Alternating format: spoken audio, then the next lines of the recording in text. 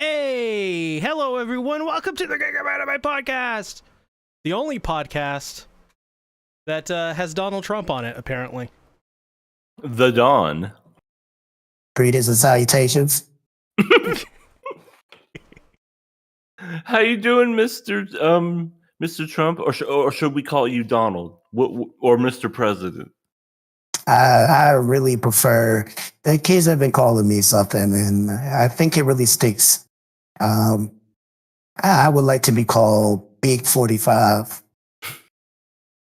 You've got a big 45. Another term in office, hopefully. How are the 98 indictments doing, or whatever the number is? I thought we were here to talk about real news. I thought this was the King of Anime podcast, not the fake news podcast. Okay. I'm sorry. You're right, Don. You're right, or Mr. 45, Big 45. we only cover the good stuff here on KOA. Right. Yeah. Which I mean that then we should ask you the most important question. What are your thoughts between the connections between Yoo-Hoo and cannibals? That's the chocolate drink, right? The hipsters drink. Yeah. Yoo-Hoo, the chocolate drink. I don't know about Chocolate the whole water. cannibalism thing, but you better take your ass to the polls and vote for Donald Trump. That's all I know. I like the diversion. Very, very well spoken, like a true politician. I'll answer the question by not answering the question. Vote for me. QRW6 says, "What up, KOA? Had a birthday week. Happy birthday!" Oh, It was a blast. happy birthday. I need to get off this voice. Happy birthday. Decrepit Storm says, "I've heard the 45 wasn't as big as claimed." Well, he's out of here now, so I don't know what that guy was talking about, but yeah. As soon as he heard about Yoo-Hoo, he was in cannibalism. He was like, I don't know anything about that. Vote for me. Bye. It's very sus. Very sus. It was very strange. He quickly. I mean, maybe there is a connection. I mean, he got out of town. That's true. That's true. Maybe he got found out. Maybe he had some people to eat. I saw him walking in a couple of minutes before the show. I thought I saw some Yoo-Hoos in his hand. So a little juice box. That wasn't just him saying Yoo-Hoo. Happens to the best of us. So yeah, this is KOA. How was everyone's week? I don't know. I'm still processing it. This week was pretty good. I did play 2 new games of yesterday. I played Your Turn to Die. I believe that was the name of it, which is a fake Danganronpa basically. And then the other game I played was Raging Loop, which I'm pretty sure is more popular. That was pretty fun. If anybody's not aware of what the premise is, if you ever played the game Werewolf or Mafia, is kind of based on that game. And if you don't know what those games are, just think of it as old day version of Among Us. That's the easiest way to think of it. Nice. Yeah, it was pretty fun time. Yeah. As for me, I had a charity dodgeball tournament this past weekend. My team did very well, very, very well. A lot better than I thought we were going to do. Made it all the way to the finals, climbed up from the losers bracket, got second place. Got second place once again. But overall, it was fun, and it was for a good cause. So, I mean, you can't be all mad, you know. Yeah. But Sure. yeah, it was good times. Other than that, nothing a whole lot. Just a busy weekend. Weekends always seem to fly by for me anymore, I swear. No, you did do one thing over the weekend that made me question our friendship. That is true. That is true. I showed you. I don't think I showed C, but at that same tournament, C Tactics, I did both the gritty and I also did the worm. And there's a clip of me doing that, and I shared it man. because it was on Twitch. That's fucking awesome. Let me The same find technique that got him kicked out. Yep, that was the same technique that got me kicked The out of fucking what the hell was it called? Margaritaville. They kicked me out because I did that very same move. I learned the gritty recently, so that's Jimmy Buffett new. didn't but like that. No, He thought you were a real piece of No. shit. he said, "Looking for this fucking asshole to get out." There's always a woman to blame, but in this case, it's EA. Yeah, no, that was his hit single, I believe. Yeah. Pretty crazy. All I did was play Baldur's Gate last week. Like I said, ain't got nothing to do. So yeah, I just immersed myself into the world of Dungeons and Dragons. Played Baldur's Gate, and it's pretty great. I recruited Minsk. It was awesome. I think I smashed Shadowheart finally. Now, is that an elf or something? Yeah, she's a half elf. Okay, there you go. I was about to say, I don't really care about anything that you say until you say you smashed the elf. Don't worry, Yeah, you'd she's like half elf. You'd like Mizora. Definitely like Mizora. Maybe Orin, maybe, but definitely Mizora. Okay, I can't post the clip to YouTube. But don't worry, see, I'll post it so that you can see it for your own. What the fuck? Why is this not posted? Maybe it's me. I know this woman. Oh, she's great. There's not one thing wrong with her. Not a one. Maybe 2 or 3, but not one. At the very least. Except that she's a devil. Anyway, everyone can see the clip now. Enjoy the clip, everybody. You can see me hitting the gritty and then doing the worm. Viewer discretion is advised. Right, viewer discretion is advised. 18. Not for the faint of heart. If you have weak constitutions, please leave the room immediately. But yeah, that was me. I just played. Baldur's Gate is great. Enjoyed it. I turned into a cat at one point. It was awesome. But yeah, besides that, this is KOA, the show where we cover seasonal anime. This week we're covering Shinsekai Yori, Metallica Rouge the Bat, and Frieren.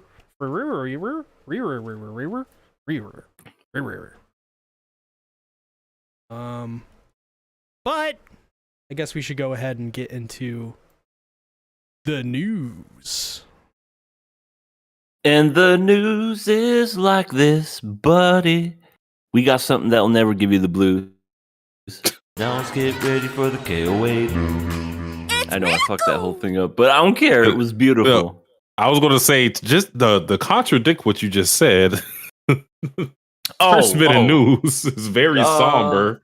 No. Koichiro Ito, the producer for Your Name, was arrested on suspicion of soliciting minors for nude photos. Even I think it may have been the creator actually who came out and commented about it and was talking about how he was saddened and his heart goes out to the victims and whatnot. But yeah, that's pretty wild news. And from what I read, they weren't even like investigating the guy originally. They were just investigating some random prostitution thing, and then he got caught up in that. So they were doing like a prostitution ring, and then all of a sudden, "Sup, guy?" I don't know. I don't know. He just I can explain. Just has the ice cream. Right. This isn't my house. Come on. You guys know that. You just fucking hightails it out of there. Yeah, just got the nastiest stray of all time. But yeah, pretty unfortunate stuff. Pretty unfortunate stuff. Other bit of news is should be a cautionary tale of why you should, I don't know, probably count your blessings after you messed up one time. So 2 leakers, and we talked about this last month, who got busted for posting spoilers for One Piece. They got caught again. The same people? The same people. Yes, You're the kidding same people. me. And you won't believe what manga they got caught for this time. Because it's one thing to get caught. A fucking girlfriend, I'm gonna lose my shit. Oh my god, is it the incest Rent a Girlfriend? Why are you frozen like that? Well, EA, I think it's time for you to play the lotto because you are 100% correct. Ding, ding, ding, ding, ding, ding, ding. Rent a Girlfriend is what they got caught up for. I couldn't imagine going to my parents telling them that I got put in prison for Rent a Girlfriend. Who wants spoilers for Rent a Girlfriend? I sure don't. I mean, who the fuck can't wait to hear I'm on my goddamn period? I mean, I don't know anybody. I mean, they have aliens in there now, so maybe it's just... That's the only time my ex-wife ever gave me a break. Was Rent a Girlfriend? Was when she was on her period? Is that what you were saying? Oh, yeah. I was like, what? Confused. Oh, but yeah, Rent a Girlfriend is what is going to send these guys back to prison or whatever. They should stay locked up. In fact, they need to be deported. You know, they get out of the fucking country. Not even for leaking stuff, just for... Aren't they American? I think so. Well, yeah, they should... I'm not sure. I know. Wherever they come from, send them to Antarctica. That'll teach them a fucking lesson. If this is the people who, like you say, were originally linking One Piece and JJK, pretty sure this is the same two dudes, and yeah, they're American. No, they're idiots, is what they are. All I know is they were foreigners. You know what's a good thing to leak? Tell me about it, Bob. Let's go ahead and leak Rent a Girlfriend. That'll be good. They won't ever suspect that. Yeah, that's a good idea. JJK is so popular right now. It'll fly right under the radar when it comes to Rent a Girlfriend. Boom, busted. It's the one manga that you don't need spoilers to predict what's going to happen. Nothing's going to happen. Exactly. They're going to say, I think she's into me. And it's going to be 500 fucking chapters into it. I'm going to one day tell her how I feel like. That must mean that the fan base for Rent a Girlfriend, there is a niche fan base that is willing to pay money for fucking spoilers. That is disappointing. I don't know who I'm more disappointed in. The people breaking the law, the people that are breaking the foundation of human rights and humanity by supporting Rent a Girlfriend in any way. Yeah. You know what it is though? It's that everybody wants their Twitter validation for being like known as the leakers or the one with the inside information. So they get a lot of their, I guess, pleasure from other people acknowledging that, hey, they're the one with the leaks, and they get a lot of followers and stuff like that, because it's not like they're getting paid for any of this stuff from what I'm aware of, unless they getting have like pussy. Unless they got like a Patreon on like Discord, some private Discord or something. That's the only thing I could think of. But come at me, ladies. It's definitely not worth prison time, especially with how Japan is, where the conviction rates are through the roof. So it's like if they point at you and say you did a crime, you basically did it. Yeah, the bailiff just looks at you and goes, "Yeah, he does look guilty. 30 years in jail. It's just a cat. You look like 15 years." He just goes up and just starts feeling them. Just 30, no, 40 years. Someone's lucky today. Oh my god! But see, I didn't know if because I saw that thing that you posted on Twitter. I didn't know if you wanted to talk about it here or just, off the show or whatnot. But my divorce? Yeah, no. Vladimir is coming for your alimony. But no, when it comes why her? to... I wasn't married to her. See, we've... Okay, Saber. But when it comes to Christina V, I have no idea what's going on with that. Like I said, is that something you wanted to discuss? If not, we can just skip right into the show. From what I saw of it, people were saying that she was a supporter of Palestine or something like that, and was added to some group to just literally just be harassed by like hundreds of people. But it turns out that none of it was true and it was all made up. And the guy who did that basically made a tweet where he's like, "Oh, I'm so sorry," and then he just basically skirts all responsibility, and then he privated his Twitter. And it's just like, for me, it's just gotten to the point where the way people behave on the internet, they think they can just, if you have some disagreeing anything with them, they for some reason feel like that is a personal attack, and they can do literally anything they want to you. They could wish death upon you. They could try to kill you. All over opinions on something that wasn't even true to begin with. And I feel like at some point, and I think it's going to be soon, there's definitely going to be a big backlash to the way people are acting on the internet. I feel like it's getting to a breaking point because it's just too much. It is way too much. And I mean, you see it everywhere. Like, negativity is like all the algorithms care about on these sites, and it's clearly affecting people and making them literally stupid. And ruining these people's brains, and that shows with what happened to Christina V. This would not happen if people were healthy, because if people were healthy, they wouldn't even be mad about this. So it's just like, it's really tiring at this point, and I just wish people would be fucking normal for a moment. And I get, that's not exactly possible anymore. And I also get like there was a whole generation of children that basically grew up with an entire missing gap of education, and they live online all the time. And I know it's all complicated and unfair and stupid, but it's just tiring, and I want it to end.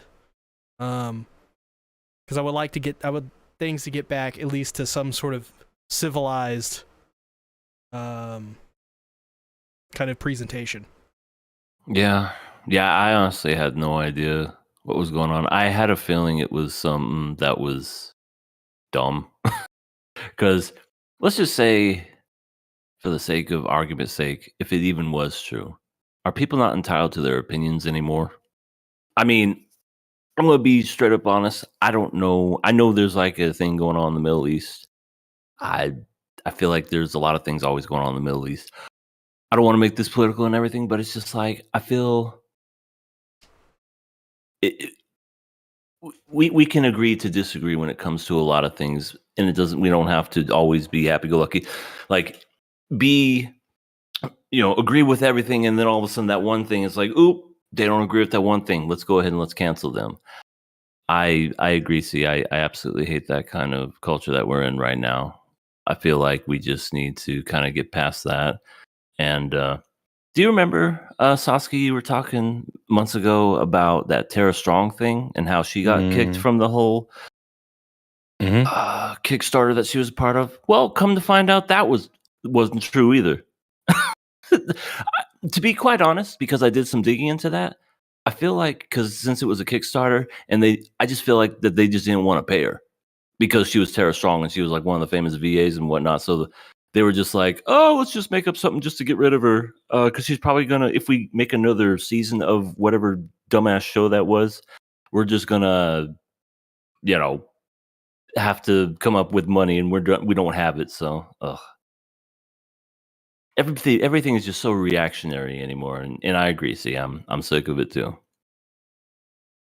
That's my 2 cents. We should all line them up. We just need AI versions of everybody on this podcast.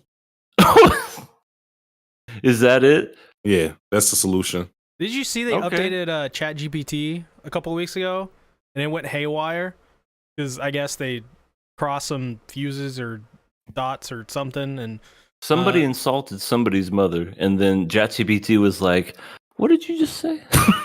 No, mama so fat that shit. Yeah, your mother's so fat, her bell size is equator. There's a lot of I love it because there's a lot of recently people using AI, and it just right now it's just like doing like things they're not supposed to do, like airline companies. Some airline company was like, oh yeah, we're gonna fire all of our support, we're just gonna use AI. So what people did is they went in and they abused the AI to get what it wanted, which was a full refund. Jesus Christ. And it really did talk about her mother. It did like it's your mother give me a refund. Recently, it's just been these companies have been just it's kind of crazy what's happening with AI. It's sort of like, I don't want to say it's like dying or failing, but it's like at a point where clearly they are not prepared for any of it, and it's like really unsustainable because it costs so much money. It takes up so much space to do. So I think it's fucking hilarious that the new trend is currently right now maybe seeming doomed. They're trying to embed it in everything, and I don't even want to talk further about it, but it's really saddening, honestly. Yep, it's pretty horrible. But I guess we should go ahead. Christina V, you're the best. Sasuke loves you. We all love you. See Tactics? Yeah, he likes Saber better, but don't worry, we still love you. Hey, I have a figure of Sakura. She voices Sakura. That means nothing. What do you mean that means nothing? Not a single thing. Sakura's my daughter. You didn't get a special birthday greeting from her like Sasuke did. I got one for Master Chief, so I want to say that is just as good, if not better. Especially because I don't know. I feel like he's more expensive now. Which Sakura could absolutely just take on Master Chief. Sakura would disintegrate Master Chief in seconds. Be funny. So yeah, that may be wins. A question later in the show. Who knows? Yeah. Is? Maybe. Well, let's go ahead and get into Shinsekai Yori.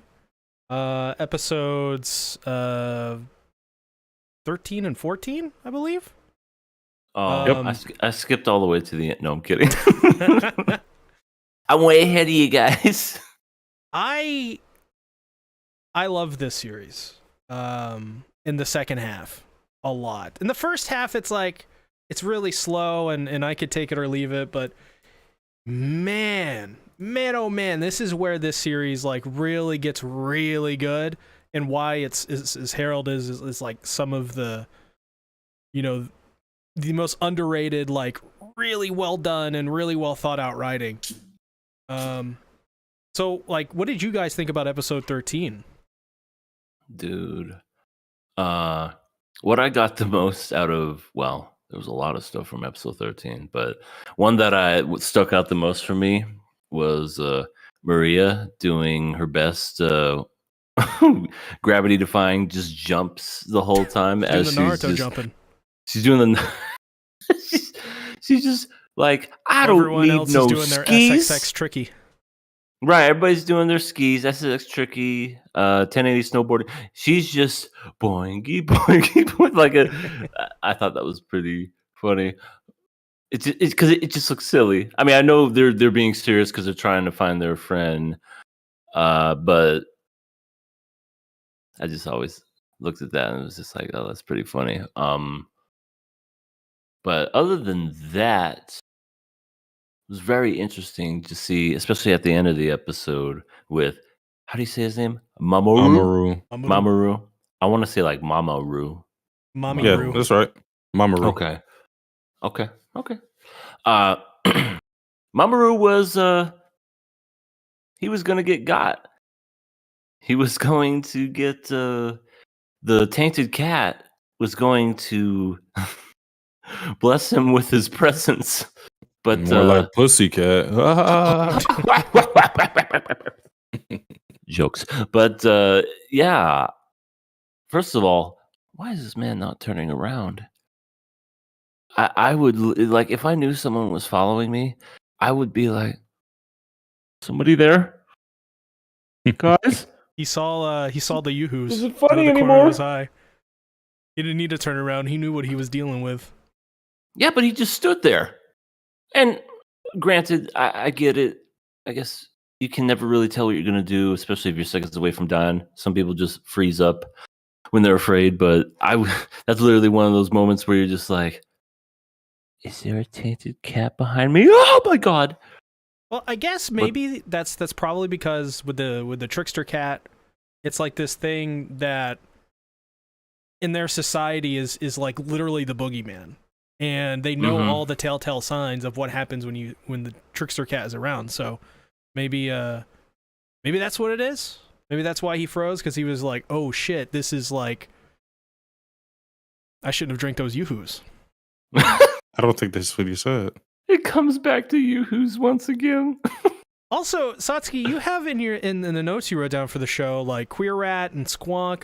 For me, like all like Tainted Cat, I watch it dub. So like the names for these are like Trickster Cat. Oh God. Squealer, Oh, I think is his God. name, not Squonk. Squealer. No. Squealer's a different character. Yeah, that is true. Oh damn. Yeah. But yeah, we found this out when you were gone, because I was curious, because the first episode I was like, Queer Rat. And Tossi's like, yeah, that's how it's said. And I'm like, what do they say it in the dub? And we looked it up on the air, and apparently they call them monster rats. Yeah, monster rats. And I was telling Sasuke, I said they didn't want to touch that with a 10-foot pole. They were just like, let's just call them monster rats and just let it be done. It's a reason why they're called queer rats, though. Yeah, I don't think it's a derogatory at all. I think it's just a just because queer, that's another name for like noise, or no, not noise, but weird or something. You're gonna like what comes to that. So just remember the name. Sea Tactics. I like why they're talking about monster rats. I like on one of them, the writing it had on it was said Goat 619, and all I thought of was greatest of all time, Rey Mysterio. Yeah, I saw that too. I just thought, booyaka, 619. That's what I have in my notes. Booyaka. I mean, they're the same size basically. Pretty much. Yeah. I mean, I think Squonk has a little bit of height over Rey Mysterio, though. Yeah, he's the Rey goat Mysterio's for sure. got those messed up knees. I mean, he can't do shit like he did in his WCW days, or even prime WWE days, but he can still wrestle with his son Dominic, who's great, by the way. He's got good for him. A quote hot mommy. Yeah, that's whatever that means. That's not me saying that, by the way. That's literally her character. Yeah, I know. But she's kind of hot, though. I mean, she's attractive, very much so. But no, that's Buddy. What's his name? Buddy Matthews. That's his wife. That's insane. Yeah. Well, with this episode 13, I was pretty impressed with how smart the kids were. They were pretty much detectives in this episode, leading up to finding Mamoru. They were looking at the tracks and immediately able to tell, just based on how deep the tracks were, that he was carrying luggage. That's pretty good. Exactly where he veered off from. And when they were speculating, when they saw the queer rats footprints in the snow, they were able to tell that when he fell off and he was being dragged to safety, that they were keeping him alive because they were avoiding roots. It was like small details like that they pretty much got right. They were able to tell the story of what was going on through what was left behind through the tracks left behind, which was pretty cool. Yeah. Yeah, I thought that was pretty neat too. When they finally did catch up with Mamoru in the igloo sort of like mechanism, whatever, it was basically just like, yeah, I fell off a cliff. Silly me, teehee. How do you veer left on a cliff that bad? Like, you saw the trail, he's just like, do, and then just makes a sharp left off the cliff. I think it's because he was running for his life. He's on that Twitter. He's looking down on his phone. He wasn't paying attention to traffic. You think he was tweeting? He's like, what's Christina V be doing now? I gotta retweet this. Mamoru was the guy who added Christina V to the chat. He's a real shithead and nobody knows. Maria's like, my love, Mamoru. And Mamoru's just a violent psychopath. I mean, that's what they think about him. That's why they were trying to kill him. That's true. I mean, yeah. All those yoo-hoos. All those fucking yoo-hoos. Yeah. I'm gonna have to make a shirt. Which, I mean, that's pretty crazy. You know, can't imagine the paranoia he was going through, which, I mean, was pretty much validated the second time the tainted cat came around to kill him. And that's why he, you know, hastily ran out of there and just decided to basically fend off in the wild rather than stay in the village. That's how terrified he is. Yeah. There's a perfect clip that sums up literally what he was going through. And that, you remember that scene from SpongeBob, Rock Bottom, where it's advanced darkness and he's just like, who's there? Okay, gotta start walking. Running, gotta start running. That episode made me very anxious when I was a kid. Yeah, I didn't like to watch it. Episode. I love it. It's one of my favorites. But that reminded me exactly of how Mamoru was feeling. Who's there? All right, that's enough. Don't come closer. I'm warning you. I'm a sponge.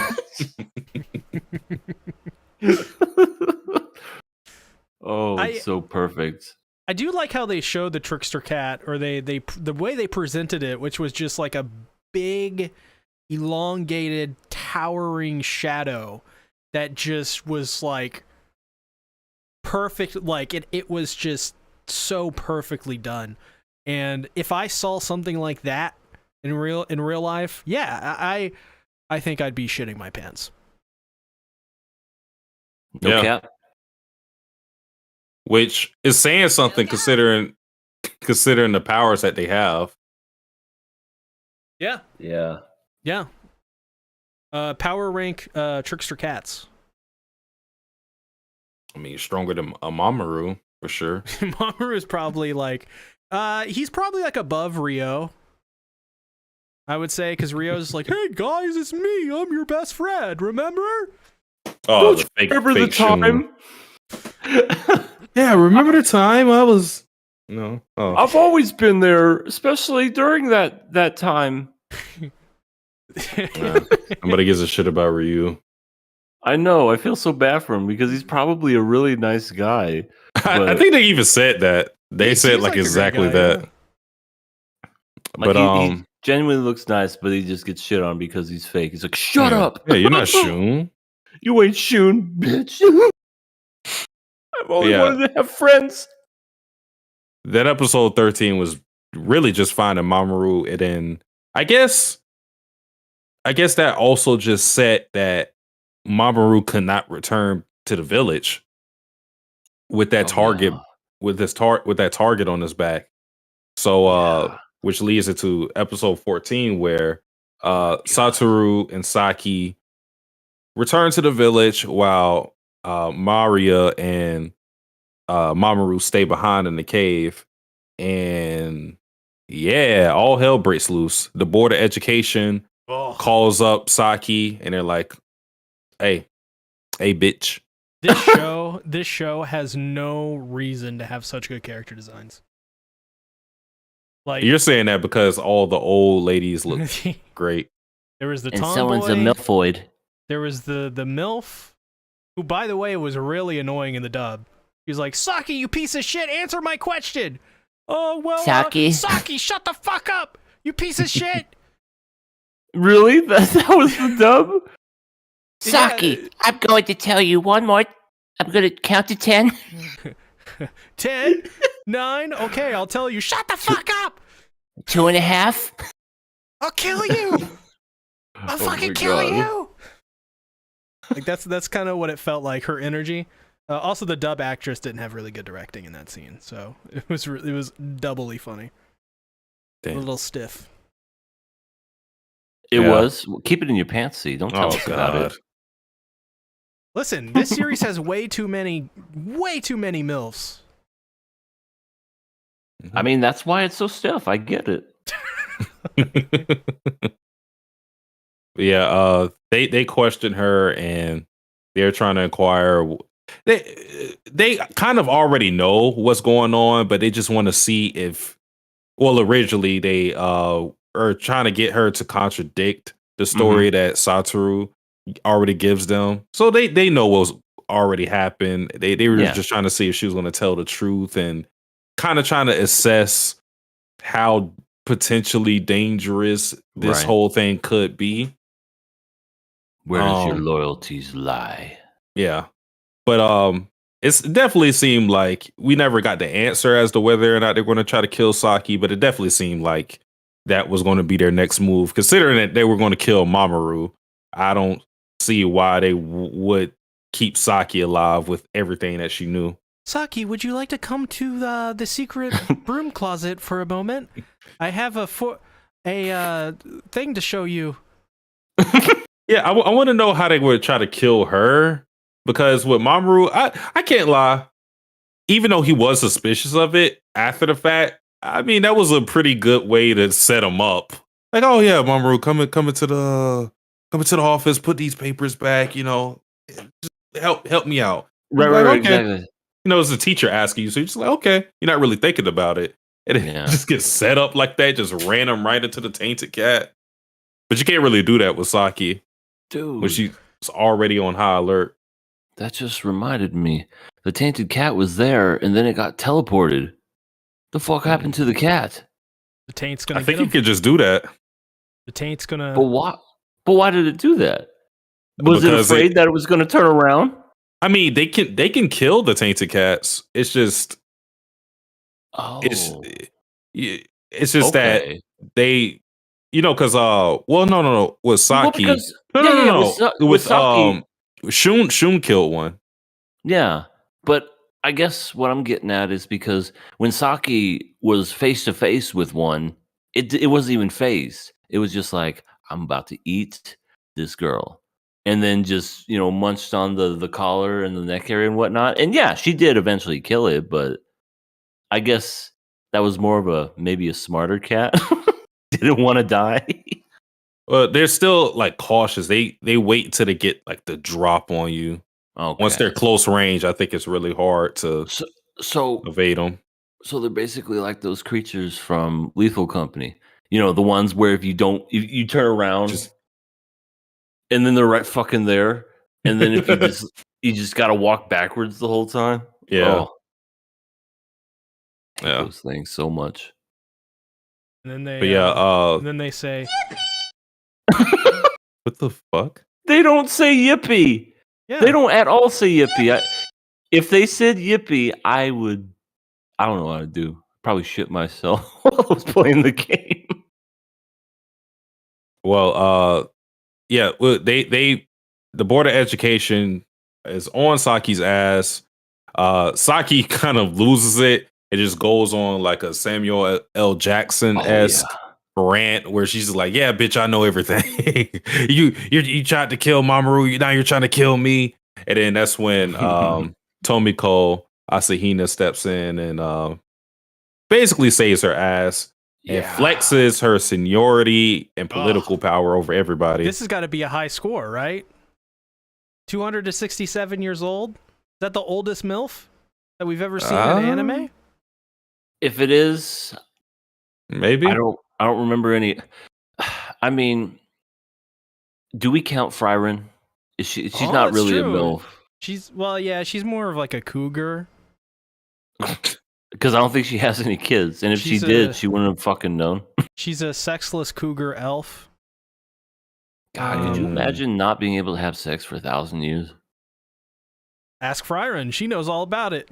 Frieren, how does it feel? How does what feel? Never mind. Moving on. Himmel right, said she that to just me makes once. that face.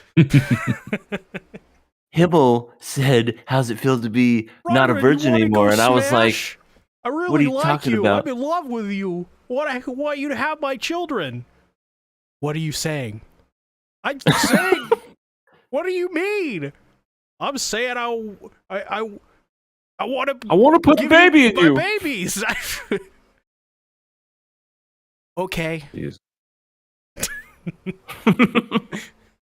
But no, she is pretty old. But I'm just curious how she's that old. I guess they did kind of explain it a little bit. She can regenerate her Y and X chromosomes or whatever. It was so in the dub it was something different.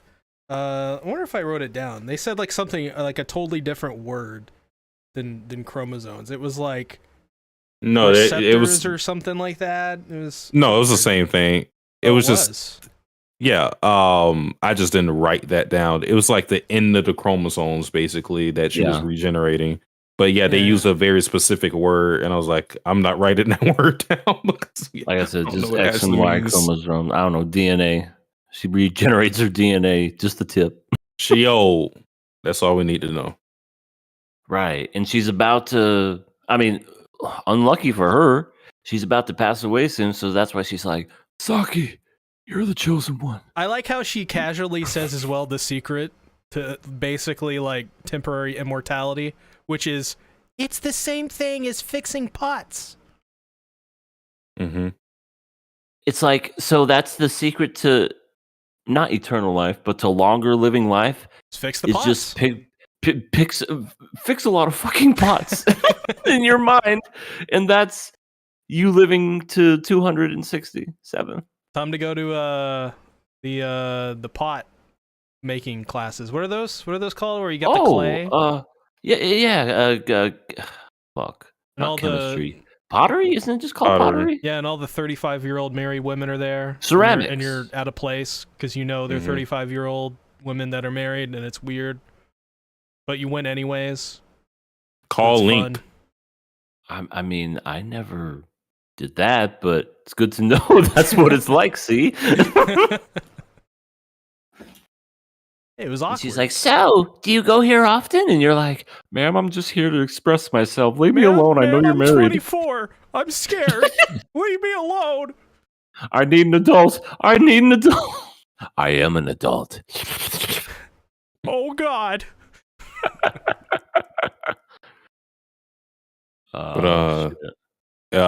Tomiko is basically just our information hub. She info dumps on Saki once again about her age, why it's so dangerous to leave Mamoru and Maria unattended. It's not because of them,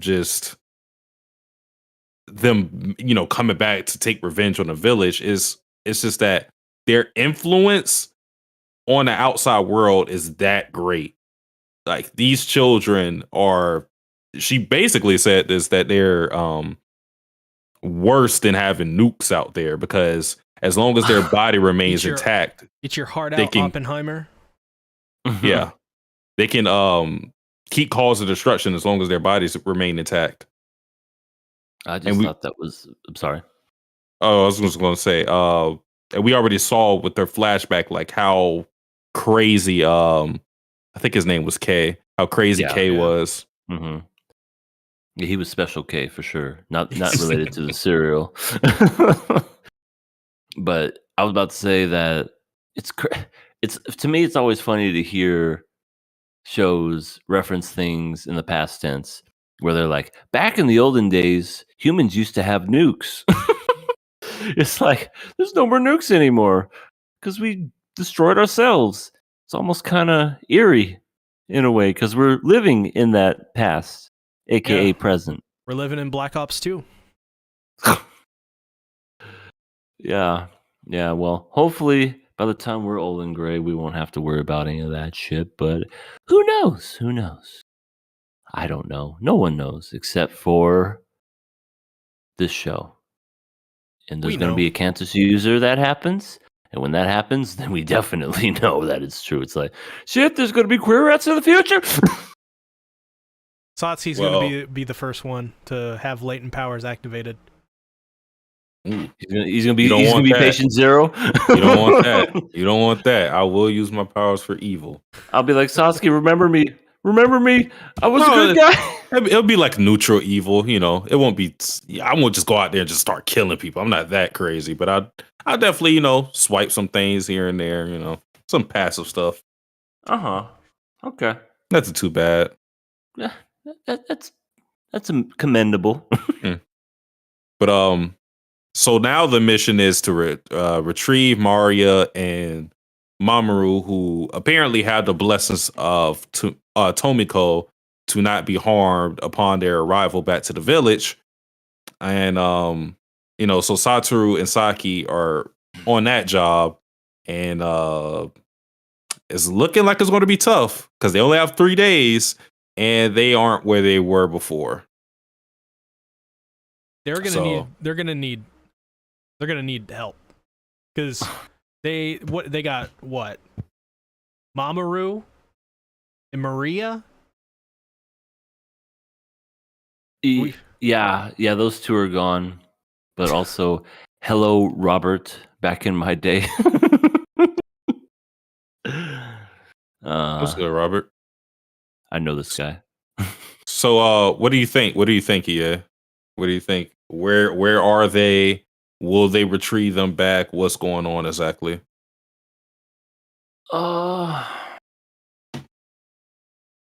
I know is they are definitely gone from where they were. I guess before I make my prediction, I will say this when it comes to, I guess you could say, an anime trope that I absolutely hate because it's so overused. Wait, EA. Are you talking about? Yes. I hate that shit so much. It doesn't add anything. It makes me mad. You know, it could be a love confession. It could be something important. It could be an artistic choice. And I think I've maybe seen it a handful of times where I was like, that was perfectly done. Cowboy Bebop is one of them.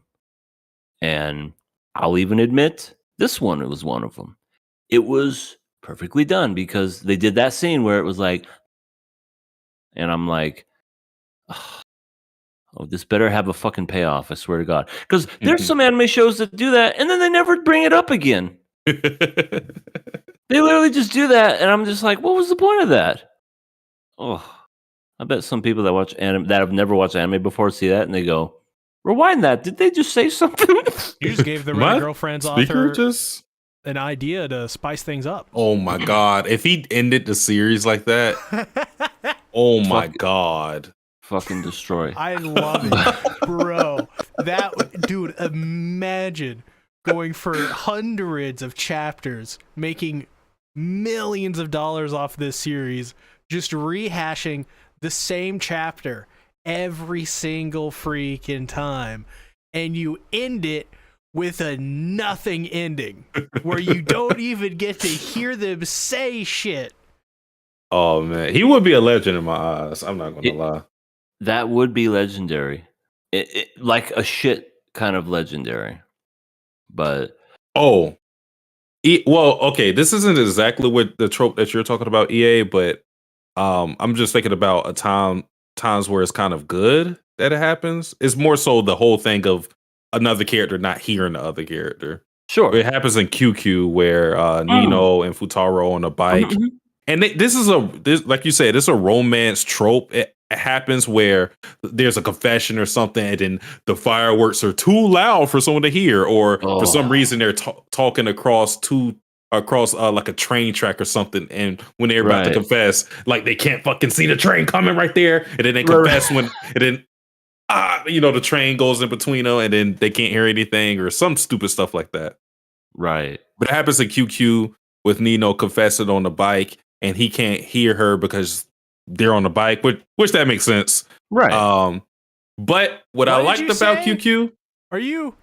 This better not be one of those confessions I hear and see about in anime and manga all the time. This is really what it seems like. But you know what I liked about that whole thing with QQ is that he did that trope, and then the I don't know if it was the next chapter or it was the same chapter. I think it was the same chapter. He just makes Nino just confess again. Yeah. I was like, yeah. Yeah, I think it was the same chapter. And that was the one that you told me to read because you were like, I want to see your reaction. Read this. And I was genuinely surprised. I was like, holy shit, I was not expecting that. Because normally, what are they doing shows like that? They just, I'm embarrassed. I'm going to run away. Teehee kawaii. And then 50 chapters go by and the same shit happens. But no, that very same scene, like she thought about it. She walked and then she walked right back and said, I like you. Go out with me. I was like, whoa. Was not expecting that. But 3 times.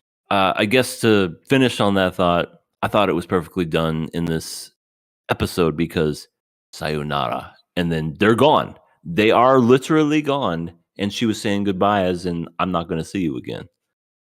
Okay. Yeah. I will give you that. That was perfectly done. And I enjoyed that type of storytelling and that kind of editing. But where are they? I have no idea. They're nowhere near the village. I know that. I mean, it does sound like, just how it was framed, it sounds like a definitive goodbye. Yeah, sayonara is which if it is if it is a definitive goodbye, does that mean that they're going to die, or does that mean that they're going to like start a civilization somewhere else? I don't think that they're going to die because Maria and Mamoru seemed very content with living and being happy with one another. So I think that's one of those. I appreciated everything and all the memory sake, but goodbye. What if he just did this to get Mario? This whole thing was everything was a lie.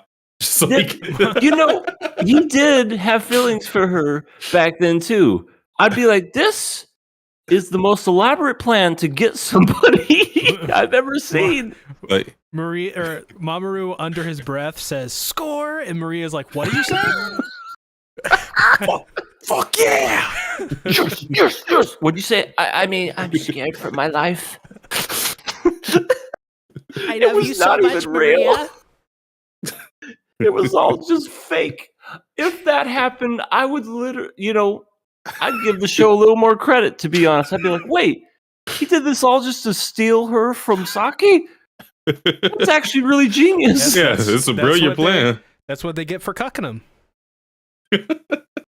I mean, at least he wasn't put in the cuck hug like Satoru.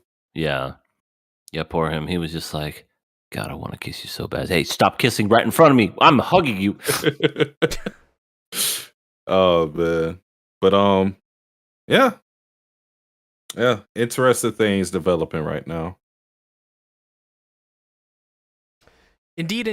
I just thought this episode 14 was maybe one of the better episodes we've seen so far. I just think with Tomiko revealing her age, it just brings like a lot of depth to her character, and I think builds the world up a little bit more. Because if you think about it, she's experienced basically the in remnants many ways. of what used to be civilization. So you think if you're 269 years old, you could still go at it? Oh, she absolutely could. She's looking great for her age. I mean, if Jahira... Only one way to find out. If Jahira in Baldur's Gate, who's like 150-something years old, can, fight the way she does, Why can't Tomiko? Yeah. She's just not going to be impressed with anything. Like, that again, that old. She's like, technique. oh, missionary, how I missed and hated thee. I've seen it many a times by many men in my day. Give me something different. Every position you try with her, she just groans. She's like, Oh, yeah. This position. Oh, yes. Oh, haven't had this one in a while. That Still one. boring. A classic. Kind of bland. And it's like the raunchiest. It's like the Kama Sutra type shit. That he's like, all right, what can I do to impress her? I know this one, the floating butterfly. He's pulling out like the Texas two-step and shit. they're like using a horse and like a donkey show, like everything. They're breaking out everything, and she's just like, I'm bored. Are we almost done? I have my shows to get to. Are you quite finished? He's just dripping sweat, panicking, just kind of pissed off, trying his fucking hardest. Are you not pleased? I'm sorry. I've seen it and done it all. I literally spinal tapped you, lady, and it didn't do anything to you. Do you realize how long that took to practice? That works on everyone. It does it for everyone, but not you. You are a challenge worthy of my cock. You may have won this time, Tomiko, but in another 267 years you shall know my name. I will come again. I am the prince of all sex positions. The legendary pervert. Oh, man. I love how we turned this into something very much not like the show. Got to. That's KOA, baby. That's how it goes. Let's now get into maybe the most confusing thing I've watched this week. Metallica, the Rouge the Bat, episode 7.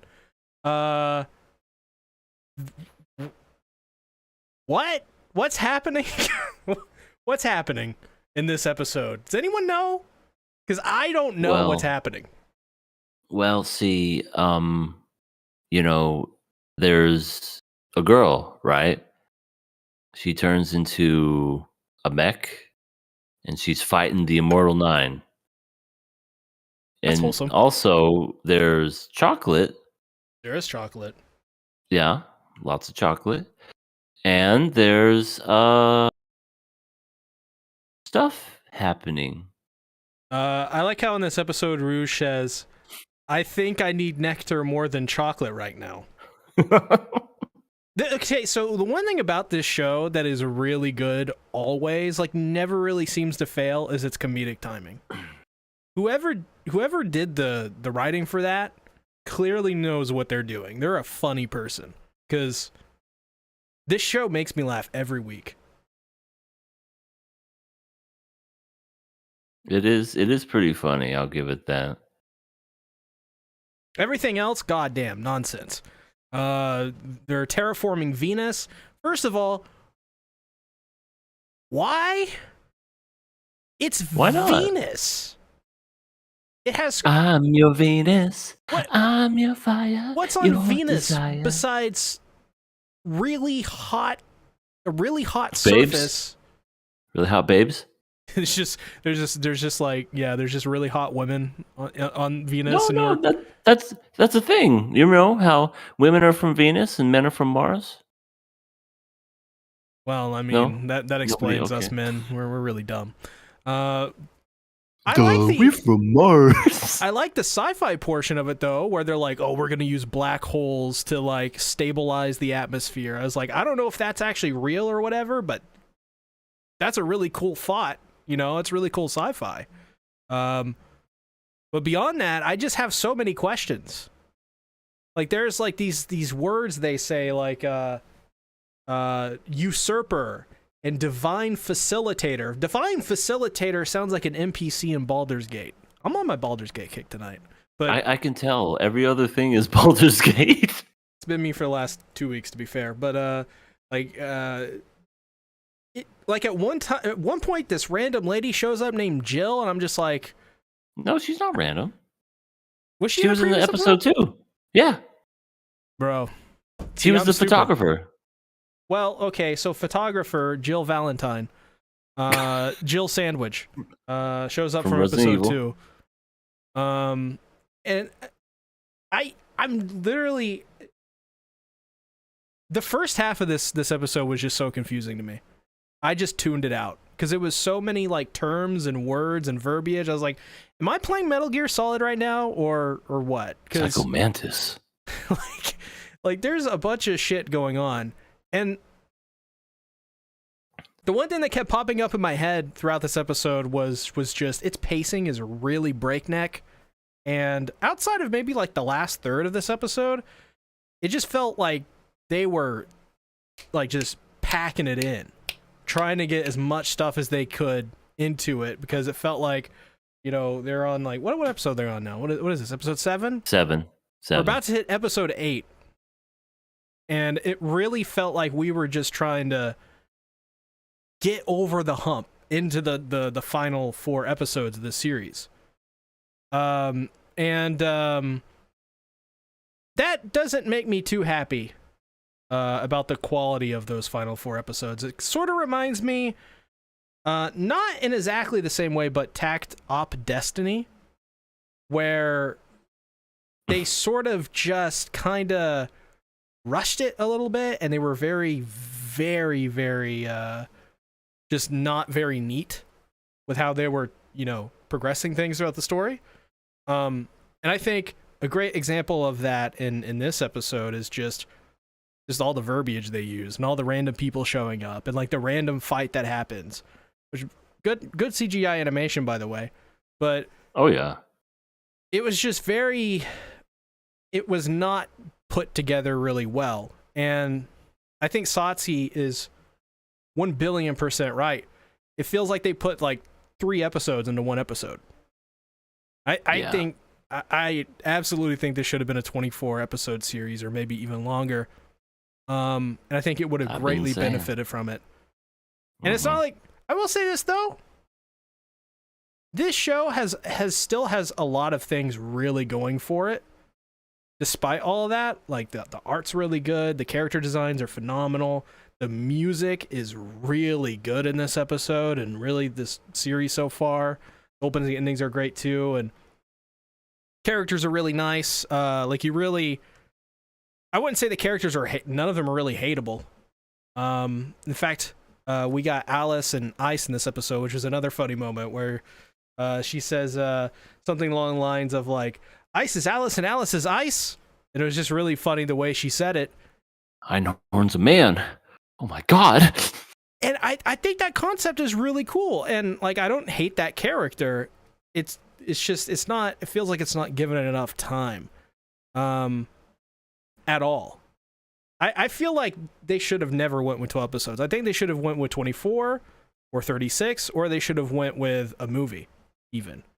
I even think this as a movie would be pretty cool. It would never happen, but no, it would be a really cool idea because you can really focus in on the things that really matter and control the pacing so much better. But otherwise, it's got its merits for sure. This episode, it's really funny. Got really, really good, solid comedic timing. It's got some really cool science fiction aspects to it. But it just doesn't feel like it's coming together at all. And it's not like I'm super disappointed about that necessarily, because I'm still quite entertained by the show to some degree. But I will say it's just, it should have been something different. And at the very least, I'm grateful we got these designs and this music and this story. At least somebody's trying to do something different and unique, like Tact OP Destiny, and like Odd Taxi and whatever. Anime originals are really cool, so I'm glad we got it. but the execution for this series is not there, which is really unfortunate because I think that's all it's missing was execution. Ingredients are great. Yeah. Real quick before we let you go, Sasuke, Lightning Eagle's here. We can send Seed of Venus for Acid Rain. So there you go. See, Rain. wonderful Acid Rain. And QRW6 is Metallic Rouge promoting a mobile game? Hope not. Yeah. I feel like this is a mobile game.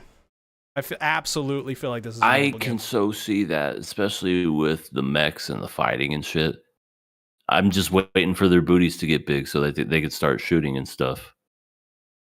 Yes, it is a part of a game. Yeah. Wait, no, it's not?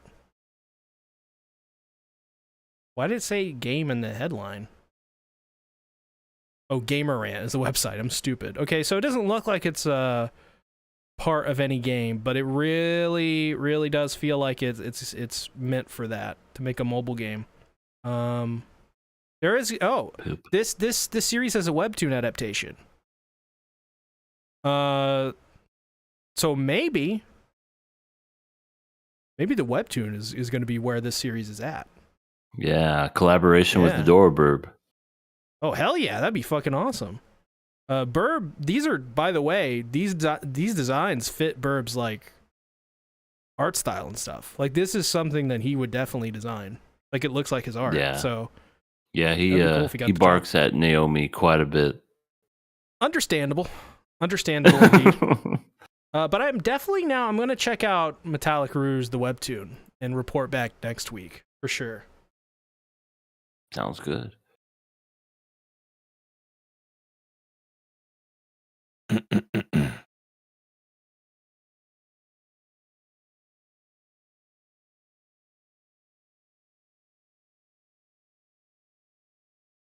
Do you need a drum roll? No. Go ahead, EA. Go ahead, EA. You didn't give your thoughts on this episode yet. No, I did. I thought, didn't I? No. Oh, well, maybe I didn't. Oh, the Metallic Rouge, the webtoon isn't out yet. It's coming out in March. Well, there's your thoughts on it. But wait a couple weeks. I will admit that there is definitely a lot going on and jam-packed into one episode. I like how at the very end we basically are introduced to a new character where it was like, it was you all along, my long lost friend. Like someone that we knew this whole time. Graphon, whatever the fuck his name is. Yeah, Juron is still alive because that defies logic. Whatever. Yeah, the one thing I did like about this episode, and it's just a little gag in it, which was Alice is ice, and I thought that was neat because we never saw them together in the same episode. But then it kind of, I don't know, was really kind of ruined really quick because it's like, we are the same person. Oh, I'm also an Immortal 9. Oh, and I'm also deathly ill with cancer. Oh, and I'm also a lesbian with myself. Just anything and everything you could imagine. Just Michael Cera tactic. Oh, right. But other than that, I'm feeling I should have killed it last week, to be quite honest. But hey, we got this one done. 2 more to go, baby. 2 more to go until it's below. Underground, that is. All right. I don't think I'm gonna say anything that's different than last week. Basically, I'll try to be as concise as possible. I just feel this show is an incohesive mess right now. They have a lot of ideas that we talked about this early on, EA, where we were comparing this to Detroit Become Human with some of the things they had going with the Neens, and we could kind of see where they could the different avenues they could go with the story. Avenues that they haven't really touched on too much, to be honest, other than this rebel group that Jill is a part of. Alters, that's the name of them. But they don't go in depth with almost any concept that they have. It seems like they have bullet points of big reveals that they want to get over, and they have no impact because they don't sit on any amount of time for a character, a plot point, or anything. I mean, maybe early on it felt more so that they weren't rushing through things, but now how it is, just think about this episode. We got the whole reveal that Alice is Ice. We got the whole thing of Alice and / Ice is one of the Immortal Nine. We found out that Jill is an Immortal Nine. That too. We got Jaron at the end of the episode being alive. We got this random guy that we never seen before showing up as if he was somebody that we knew. Right. We got Rouge getting freed. We got Gene getting fired from his position. We had Naomi basically kind of sticking up for Rouge in a way because they wanted to tamper with her body and experiment on her and all that stuff. And Naomi was like, "No, I am the divine facilitator, so that's not going to happen." Whatever the fuck that means. Yeah. And it's just a lot of big reveals that were in this episode that didn't have the impact that it should have had because we don't get proper context for why certain things are important or why a character or why should we care about any of these characters. I feel like you can only enjoy a lot of what's going on the surface level of just being like pure entertainment, which, it had some funny things in this episode as it was with the last episode, but you can't enjoy it like on a quality foundation because it doesn't build anything. It just kind of brushes. It's like rapid fire. This. And you don't really get time for to sit through anything. And that's why I said, like, if this was 24 episodes, it'll probably be much better. Yeah. I think I even said it. Yeah, I put it in the notes. I was like, this shit is just like Immortal 9 Royal Rumble. Motherfuckers are just coming out of the top ropes, like, oh, the Undertaker. Stone Cold Steve Austin. 1. It's like, I don't know. It's just now it just feels like they're just like, okay, we're running out of time. Just fucking give them all the Immortal 9. Throw all of them to the table. I don't even know what number we're on anymore. me neither.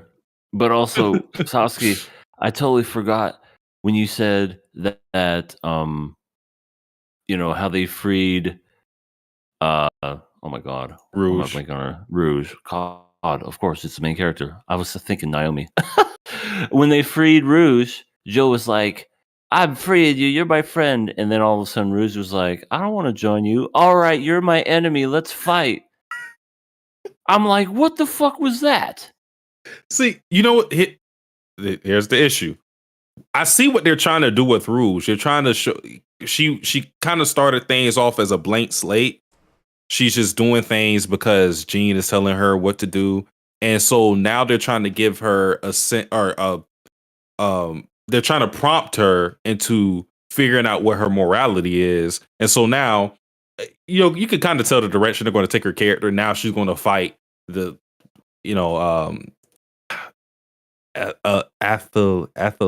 Athelia, whatever the former group she was in, or a Chirona, whatever listen.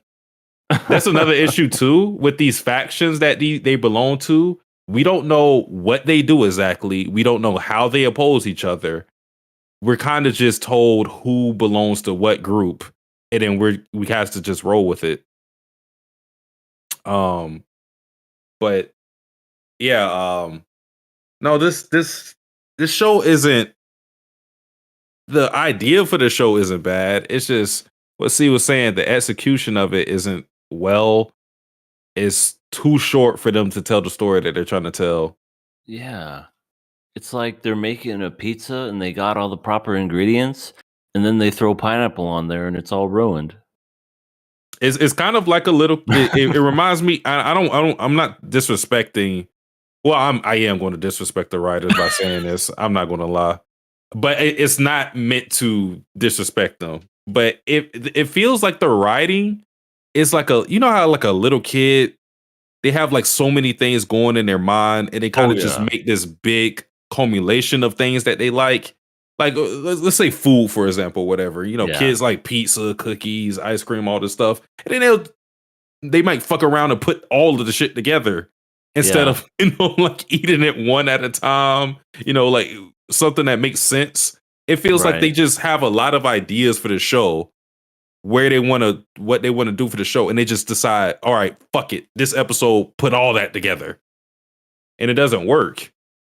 Right? Yeah.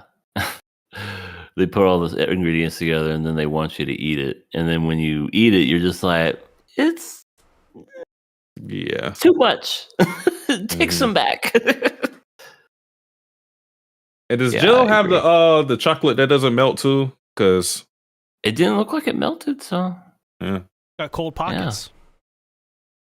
Or maybe she's just cool herself. She's as cold as ice. Got that light hair, so she takes pictures without your permission. Just your average Twitter user. Yeah. Hey, she should be careful. Rouge is quite okay punching dogs and humans. So, I mean, she is kind of like a dog herself. She was barking at people one episode. Yeah. So. Episode 2, she was whoa. She was barking at Naomi because Naomi. What did she say to her that made her bark? Like she was telling her to stay, somewhere. It's like, no, you stay, and she just went, row. She growled and then barked. See, the show. It's just all the ingredients are there, but it's just the concoction. It's like it's undercooked. Project, and they're handling it. And it's like, oh God, how do we do this? It's we know weird. What we want to do. This is from what I think, this is Studio Bones like 10-year anniversary anime or something like that. So you would think this would be, they would be more prepared for this. Yeah, they didn't give them the budget for some reason. The committee straight up just probably went, oh, we're just gonna use this to promote the webtoon. And we're going to see how that works out. I feel like anime is more of an extension of, like back in the day, you would watch the Transformer show. Like G1. Transformers, robots in disguise. More than meets the eyes. That wasn't the plot, the show, the anime. None of it meant anything. It was literally just there to promote the toys. Yeah, I feel like that was all cartoons in the 80s. He-Man, G.I. Joe, all just to sell toys. And I feel like anime is used to promote either your manga or now in this case, a webtoon. And, I think I'm really excited for the webtoon now because I do have a little bit higher expectation of it because of the format of a webtoon and what they can do with it. But, like I said, it just needs more episodes. And I think they should have gotten more episodes. I think this could have been a really, really good, really, really, really, really good show with 24. I think so too. Probably one of the better shows that we would be watching this season. As it stands, it's not coming together. And I think it's actually one of the worst shows we've watched this season. But you haven't seen... You didn't get a chance. Ponomichi. Oh no, you didn't get a chance to see Ponomichi. Okay, that's true. You saw one. No, episode you watched the racist. The racist fandom. That was wild. We were watching it in the server, and I downloaded it because you guys didn't say you killed her or anything. So I was like, oh, we're gonna watch Pun no whatever. So we were watching it, and it started saying like racial slurs. And like really problematic ideations. What is this? I have all the screenshots still. It's wild. wild. Yeah, that was not the one we saw. That would have been something we mentioned if we did. I would have been like, Sasuke, what did you pick? Bro, I may post like it on Twitter or something, because it's wow. I don't know who did the dub for that, or the subs, I should say, but they are actually 12-year-olds. Racist 12-year-olds who have no fathers. And they should absolutely take a shower. And go outside, because they absolutely need it. Oh, but yeah, racist you are idiots. right. You are right. I mean, I didn't know that's why they stopped Static Shock. I love that show. Anybody ever seen Static Shock? Status Shock. Woo-hoo. That was a good show. Hero Status Shock. Woo-hoo. Yeah, I love that show. That was a good one. It's a shame it was short-lived as it was. Petition to get Adora Burb to draw Naomi. No, I'm gonna do it. because she's a traitor. She's a traitor. Yeah, she is a traitor. But I'm telling you, she's gonna be a double agent, and then she's gonna be like good again. I'm gonna commission her drinking a Yoo-hoo. Oh my god! Oh, I mean, that was $100 well spent. I mean, Rouge will like it. It's chocolate. As she's That's drinking true. a Yoo-hoo, have her in the background watching Ponomichi. No, she's a chocolate purist. She would take one drink of it and she'd be like, "This is water." Ew. What are you gonna do if Yoo-hoo contacts you for a sponsorship? I'm gonna accept it. Wouldn't that be hilarious? Yoo-hoo is evil and it's the devil and all this. This episode's brought to you by Yoo-hoo. It's simply delicious. Okay, here we go. Just take a Adora swig. Burb. I have another commission. Oh my god, he's really messaging him. I'm gonna turn the fan on while he's doing his weird fan fucking submission. Can you do an art piece of Naomi? Yeah, in her bikini. She's chilling. Drinking from You're still going at this? a Yoo-hoo juice box With her tongue around it, going, hello. with her tongue around it.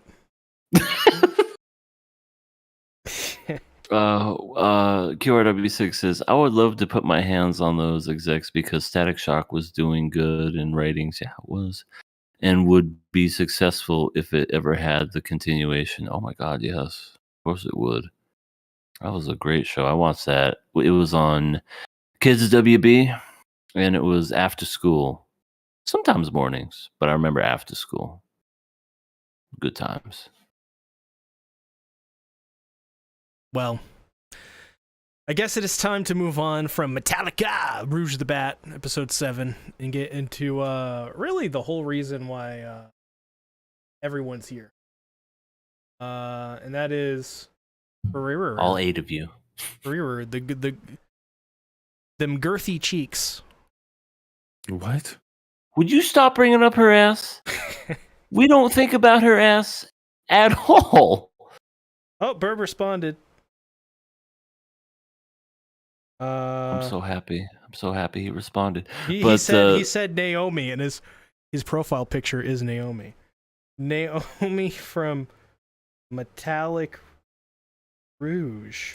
Can we talk about the show and not about your sick fantasies? Yes, we can, because this was a great episode. This was a great episode.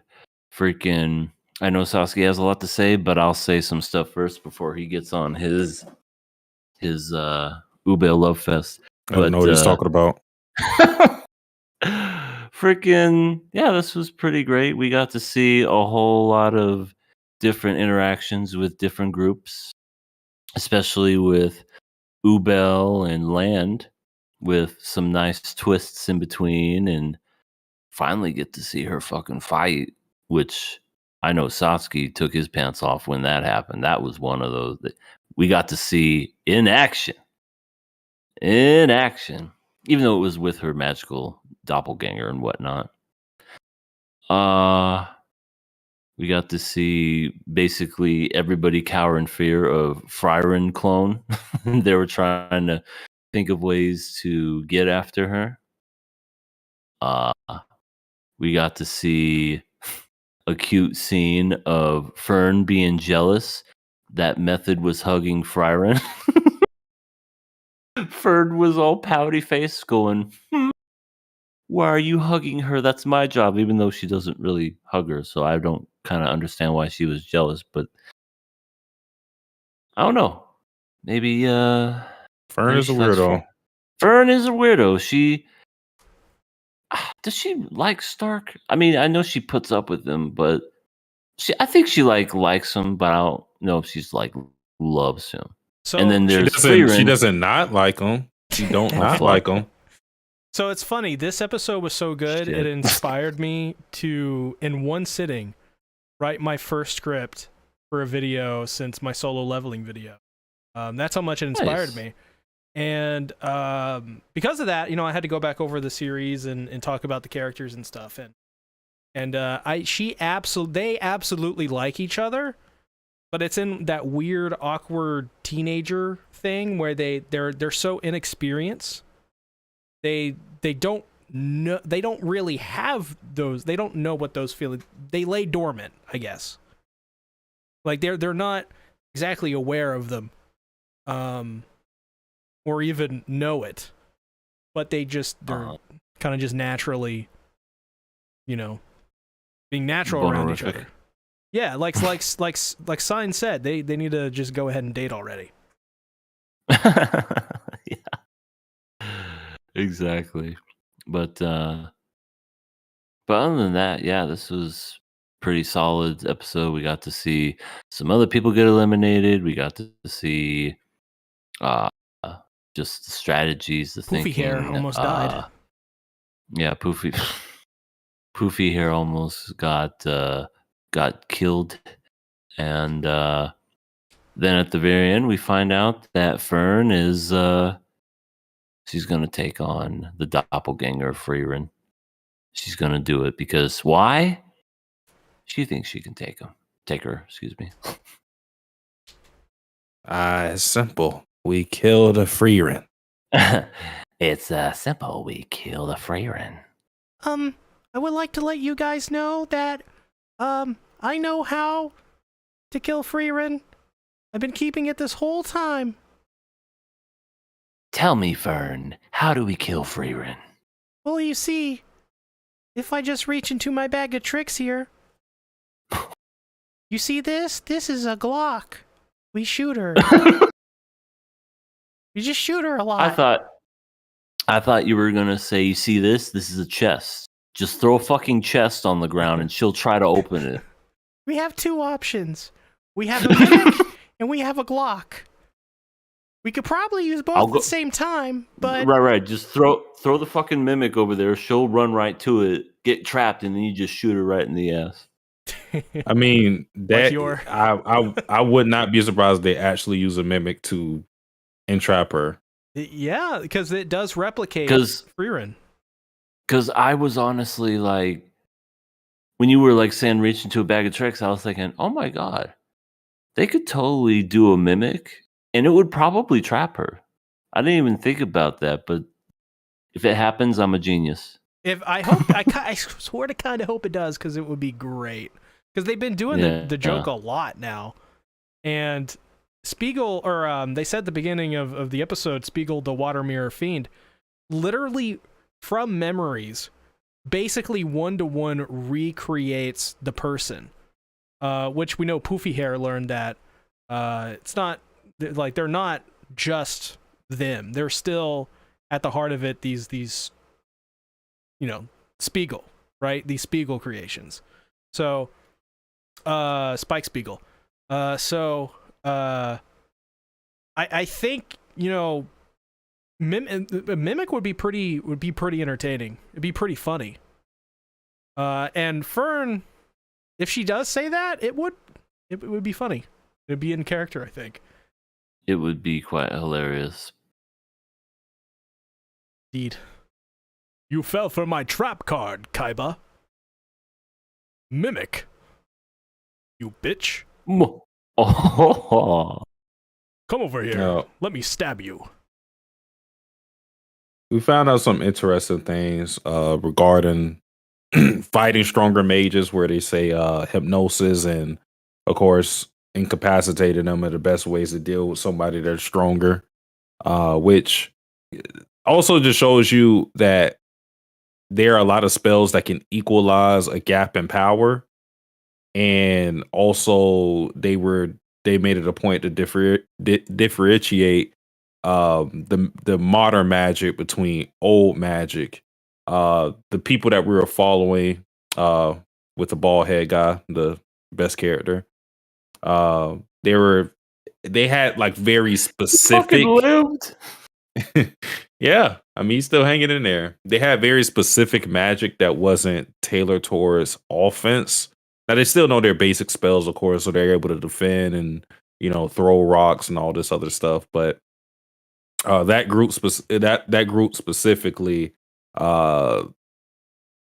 is not really for combat necessarily, which is different from the modern magic that we see now.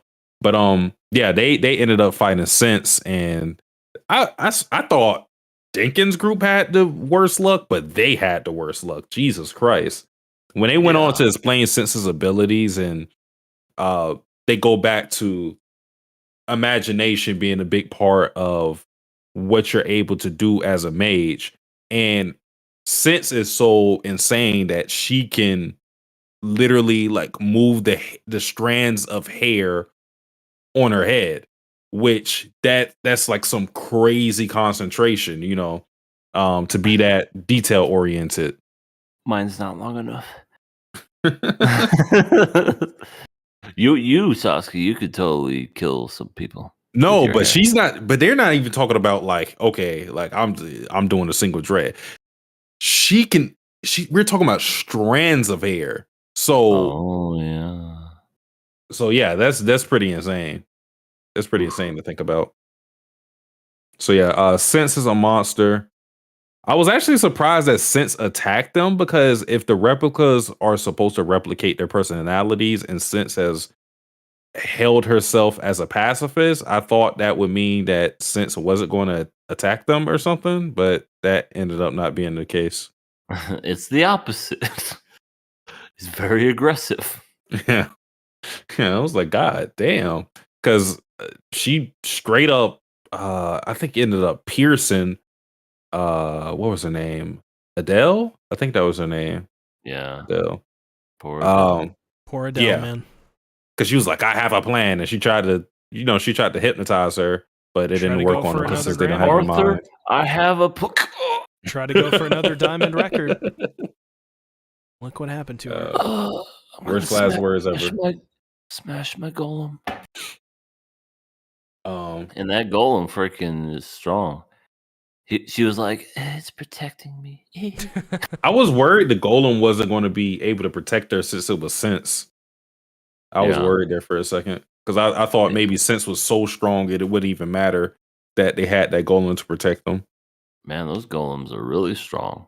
Yeah. Like, those are like the strongest thing in that test, are those damn golems. Yeah, I wonder if the Frieren mud clone is going to destroy those, and they're going to have to pass the test. If they don't, they die.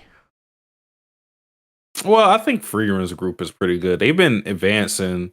Well, I think Dickens said that this was the last obstacle that they had to go through. So once they get through this Frieren replica, they are pretty much good. So, well, now some people within this group could still fail, but I think Frieren and Fern are pretty much set. Yeah. I'm still waiting for Baldy to be right there waiting for him behind the glass and everything. What took you so long? Yeah, I think next episode we're gonna get a showcase of Fern in some way, and I think it's gonna be really good for her character. I think next week, maybe the week after, you're gonna see a lot of people really up on Fern. And why wouldn't you be? She's a pre-order MILF. What? He's a pre-order MILF. Fern? Yeah, Fern. No. Fern's not a MILF.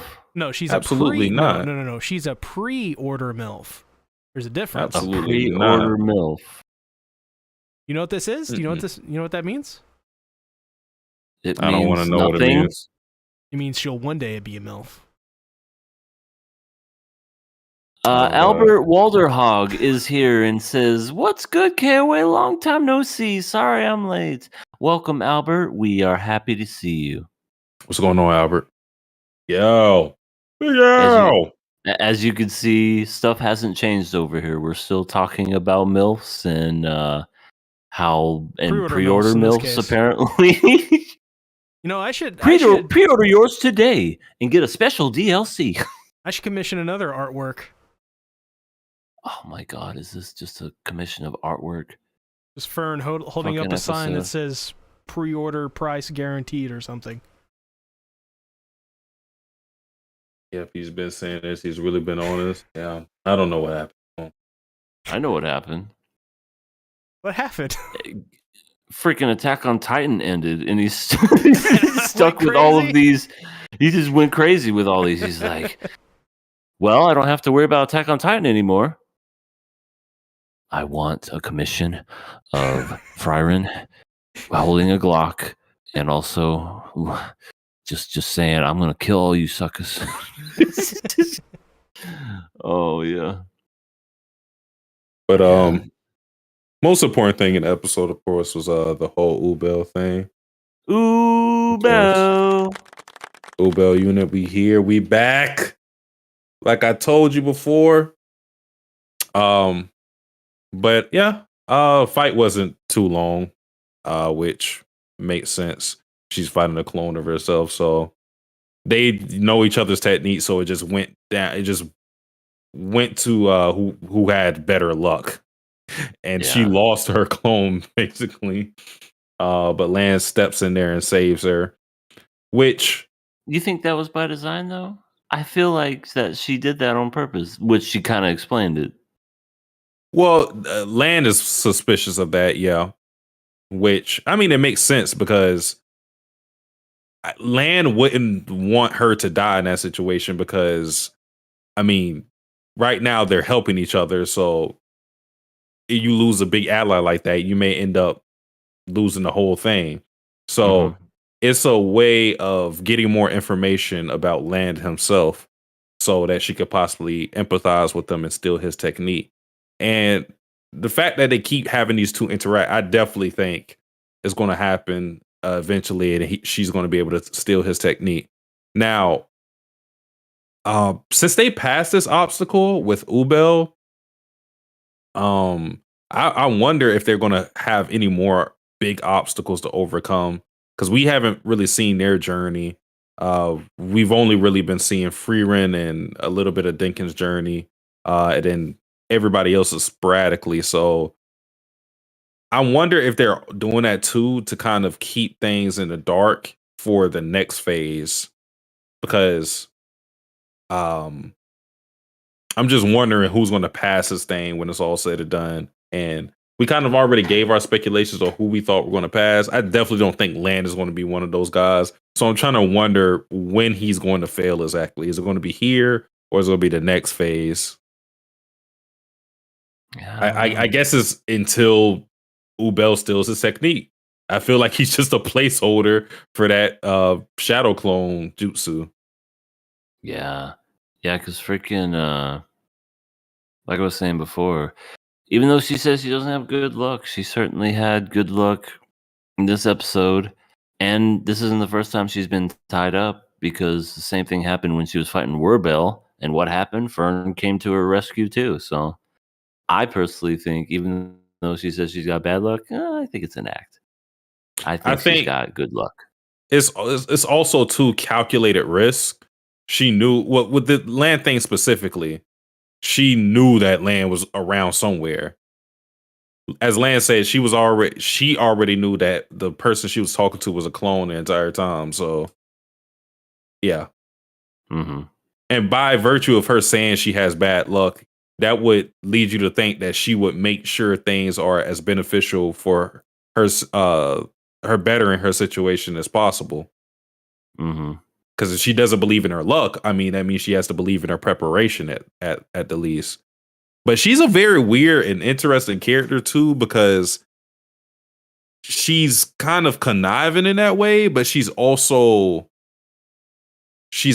reckless too, because we already see with the replica's personality with her, the replica version of Ubel kind of toying with them. Mm-hmm. You know, taking her time. So yeah.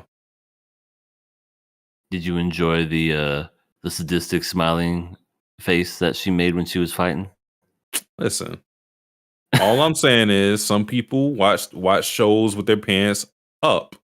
And I decided to be a trailblazer and do things a little differently. That's all I did. Uh-huh. You're so Okay. brave, Satsuki. Thank you. So stunning and brave. Really should praise this man. I want to say that Praise him. praise him. I want to say that, man, it must be a real bummer for Land to go to bars and meet women, and they go, "What's your name?" And he goes, "Land, my parents named me after a magic card." That's not the worst name ever. They named me after dirt. Okay, Wait. well now it sounds bad. What is the best Land card in your opinion in MTG? Never played it. TG. Magic the Gathering. Oh, MTG. I thought you said in the TG. Okay. Yeah, I wasn't a Magic the Gathering person. I know that was around my childhood, but I was more into collecting Pokemon cards because I feel like they came around the same time. And I kind of just was like, nah, Magic the Gathering. Give me the Pokemon cards. The first edition holographic Charizard that I fucking traded away, god damn it. But it's all right. I'm not bitter at all. My favorite one, I had to bring them all up because I forget some of them. I really like the Wooded Foothills quite a bit. And the Nykthos Shrine of Nyx, which is ironically enough the name of my ex-wife. So it holds a special place in my heart. QRW6, I feel you. And happy birthday, Father Albert. Happy birthday. Yeah, happy birthday to your dad. Happy birthday to your dad. We gotta play him. We gotta play him a song. Okay, go ahead. Yeah, go ahead. Oh no, he's getting the guitar. You don't realize, but I've. Where's Luina and Kane, by the way? I saw them for like a split second. They were trying to hop over a waterfall. like everybody's fighting. They're just like, oh. They're like trying to hop over a gulch or something. They totally forgot what they were doing down there, and they just started like picking fruit and apples and stuff. It's just like, girls, do you want to pass they're still this alive? Yeah, same. I wonder if they're just gonna stumble their way to the exit or to the finish line and just be like, I thought we were gonna fight ourselves, but nothing happened. I think we only have 2 people eliminated thus far. We have Adele and we have that one girl that almost got crushed. Yeah. And Dinkins' party. No, it wasn't Dinkins' party. It was well, she joined. She branched off from the right. Lawn Gate. That was her name. Yeah, that's right. So they started with 18 people, I believe. So they have 16 people left. I definitely that number seems way too big. I feel like really, yeah. I can't imagine it being that high. I still think it's going to be like maybe a single digit, not double digits. Really? But at this point, I feel maybe 12 is going to be the number. Because if they didn't eliminate all these people by now, it just feels that this replica thing would be, you would think, would be the biggest obstacle that they face. Unless they face something else, then I feel like maybe 4 more people may be eliminated. Okay. I don't know who those people would be, though. Me neither.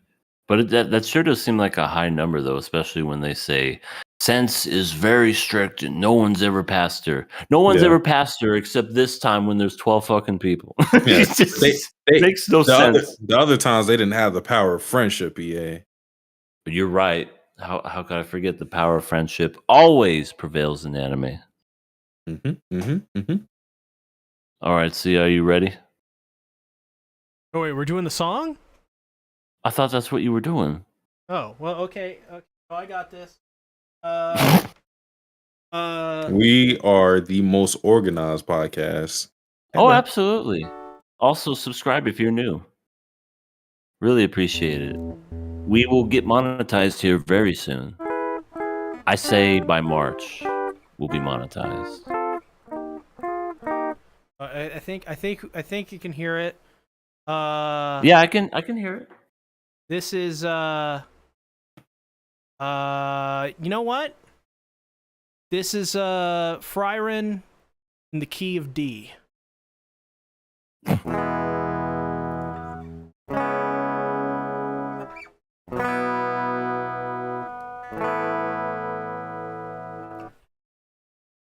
We getting our ass whooped. There you go. Happy birthday there, Albert's dad. Yay. I played one line of the Frieren. Earth angel, Earth angel, won't you be mine? Take all your shit and get the fuck out. Stop taking my yoo-hoos, Earth Angel. Is that pretty much it? Yeah, I'm surprised C-Tech didn't talk about Methode with the hug thing that she did for Frieren. Well, see, I mentioned this to Adoraburb earlier, and I posted it in the Discord server as well. She really liked the smell of those boobs. Was it her boobs? I want to say, was it her boob or was it just her? People have their musk. I'm gonna say boobs, because her face was planted in those boobs. And Fern apparently was jealous of that. Fern didn't like that. Frieren did, which is really funny. So what we have here, the real pervert in this show was never Stark. It was Frieren. I mean, it was never Stark at all. I feel like Stark is misunderstood. He's like a regular teenager, like that one scene where, well, first of all, Frieren was the one that tried to get Stark that juice, the nude juice to make the clothes. The nude juice. Yeah, the nude juice. So she's always been a pervert. But then Stark, what's the worst thing he's ever did? Oh, that cloud looks like boobs. Who cares? Fern's cheek that one time. Her face cheek, not her, Right. I know what you meant. Right, just come on, don't be sad. And then what did I do? The worst thing you could say as a guy, what did I do wrong? And then all of a sudden, oh, you don't know? No, what did I do? If you don't know, then you're an idiot. What did I do? And not only that, but Fern was sort of like calling Stark a pervert and all this stuff. There was a really, really popular theory when this was happening originally that Fern was the closet pervert because she wanted Stark all to herself. Now I'm starting to think maybe Fern's the lewd one too. Getting jealous over Frieren? Yeah, she wants Frieren all to herself. Yeah. Maybe she's like, get your face out of those boobs. What about my boobs?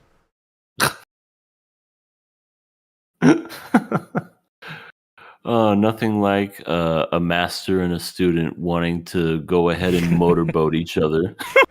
For, by the way, literally no reason. What does Fern gain? Shouldn't she be happy that Frieren is getting a face full of boob? Yeah. I mean, unless What she do- just, yeah, like I said, What is she pouting about? I don't know. She just has her likes, and she knows what she likes, and she likes Frieren. I love how she had her arms around her. That was really funny. Yeah, pouting. basically just like, this is mine. No, no one touch. All mine. Just like a kid whenever they just, all right, now it's your turn. You got to share. And then they get their toy back after everyone shared with it. And they're like, not sharing it anymore. It's mine. Maybe, maybe she's a little overly possessive of her friends. And maybe she sees her friends more as family. As tools? Oh. Yes. Frieren Stark, sign, I'm going to use you for my evil purposes. Fern, how did you get so evil? It was the potion I drank. The nude potion? I drank the nude potion. Sasuke like that. Oh no, he's watching a game. That's what he's doing. But yeah, I guess that is it for Frieren. We got a killer pass though, so so close to the end. I mean, I'm passing it. I love this episode. This episode was fucking awesome. What do you guys think?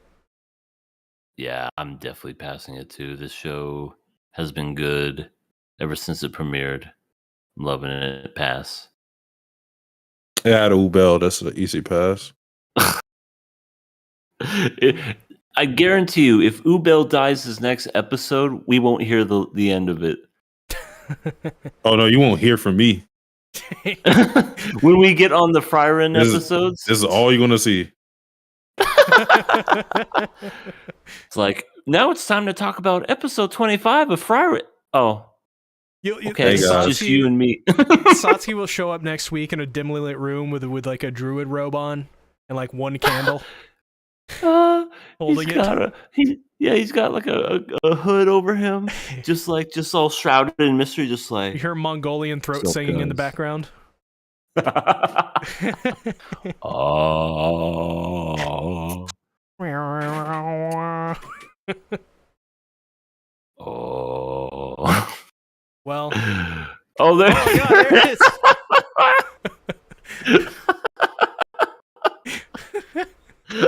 I can't even make out what I'm looking at. Honestly, it looks like he's wearing JoJo's hat and like he's Jutaro. That's what it looks like to me. Oh, that was like a fucking wrestling promo. It's like, who is this new wrestler? And then the lights go black.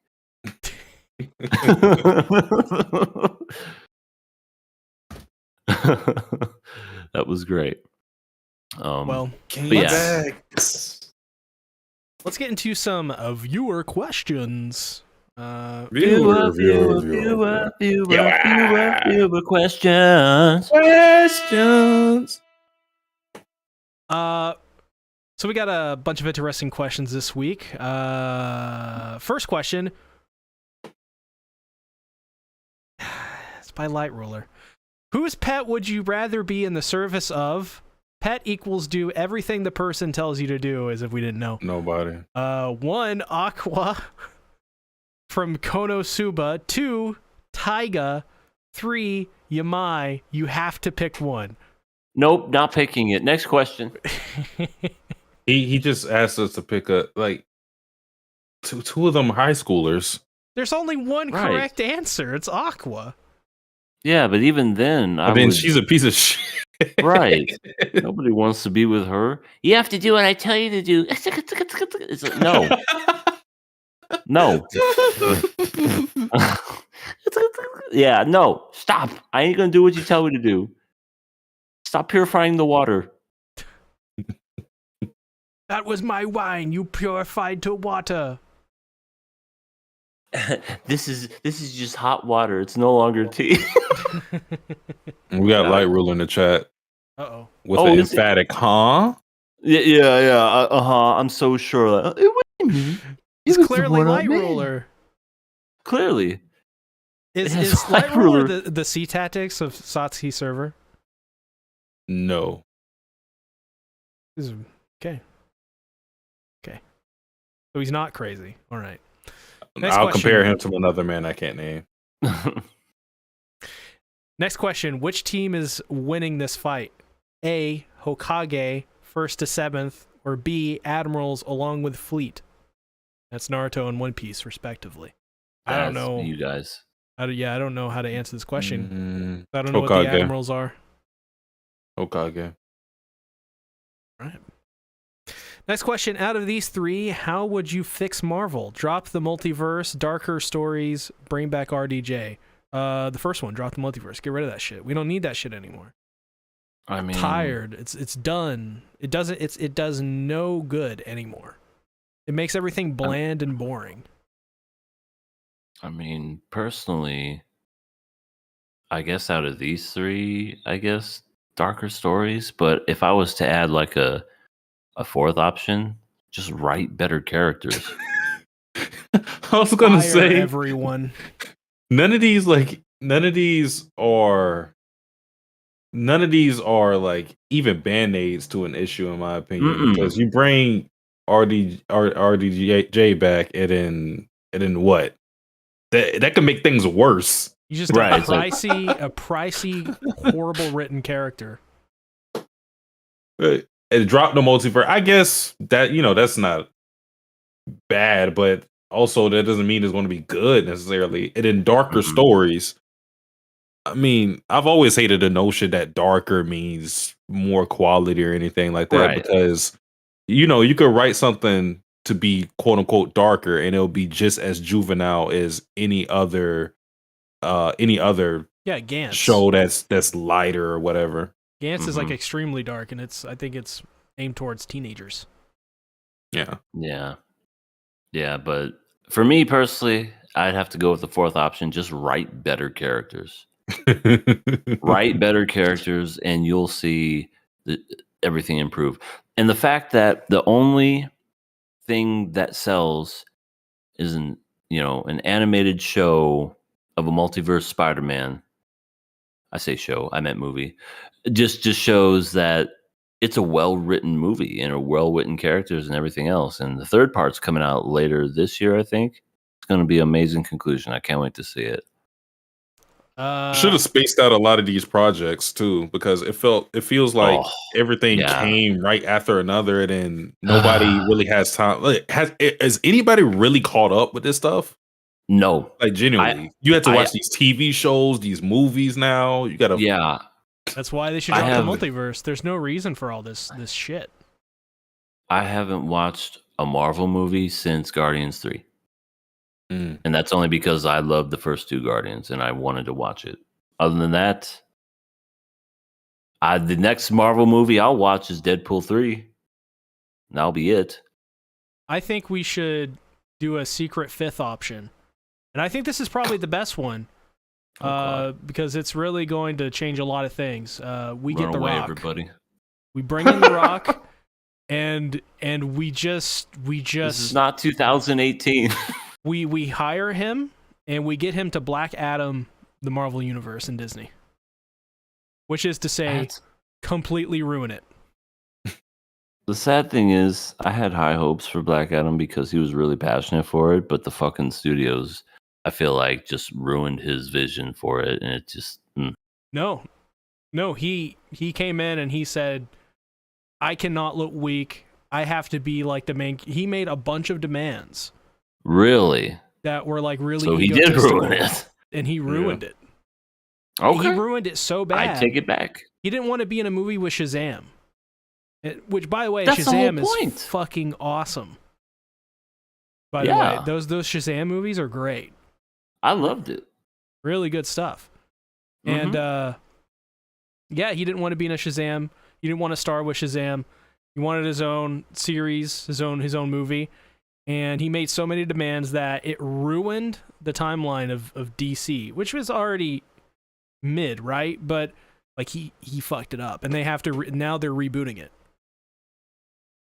Oh, see, I didn't know that. I thought it was a studio thing, but it was him. Well, I'm sure some of it was studio, but I guess I just always blame the studio because I feel like they always have to touch everything and it's like just let the directors and writers do their thing. Just stop putting your fingerprints on everything. There's a Fast and the Furious movie where Vin Diesel and The Rock fight. Go and watch that fight because it is literally two people fighting and not getting injured. Like they look pristine. They're like punching each other, throwing each other through walls, and there's like no blood. There's like no scars on them, no dirt. That nothing. Hobbs movie or whatever. Something like that. Yeah. Calvin and Hobbes. That's because Vin Diesel and The Rock have such big egos. They literally couldn't be seen as weak. Oh no, Vin Diesel. I was thinking of Jason Statham. That was Furious 5. That's the one where they fought each other. Yeah. Like it's funny. Yeah. It's so funny. I mean, yeah. I Don't think like half the people hate working with one another. That's why everybody's like in separate movies now. They absolutely hate working with each other because they all have like huge egos. And I like how finally people are kind of seeing through The Rock is what he actually is, which is just some fake dude, some fake like red pilled guy. But see, he's a wrestler. You can smell what he's cooking. I mean, he's great as a wrestler. Used to be. These days. Now he's gonna now he's gonna be the bad guy at WrestleMania 40. Ooh, can't wait. Finish the story. Finish the story. My family. Next question. Smack. Goku versus all anime protagonists. Which form do you think he'll need? How many characters do you think he can beat? 100, 200, 250, 300, or all of them? Question? Yes. Wait, what all anime protagonists? Like, are these just security guards outside a bounce club or whatever? we're like putting like slice of life protagonists in there. You could throw Hachiman in there. Or Hachiman just Shoko from A Silent Voice versus Goku. She holds a sign up. Please, Goku, stop. You can literally put every slice of life character. Goku would go through each and every one of them. Hi, my name's Goku. I'm here to murder all of you stupid kids. It's literally that scene from Spy Family. I am here to defeat, and I'm gonna I am from a long time. This sounds like a bad fan fiction. But to answer this question, I mean, if you get the right anime protagonist, then it could literally just be one. He's not beating most magical girls. He's not beating Madoka Kaname. He's not beating Usagi Tsukino from Sailor Moon. So yeah, he's not beating Usagi at all. He's not beating Shinji Ikari because he has the power of hell and heaven. I don't know how that works. He also has Misato, but that's a whole other thing. Who else? Who else would he not be able to beat? Cars from JoJo? Oh my god, Goku murdered that guy. He's not a protagonist, by the way. They had to send Cars to space and freeze him.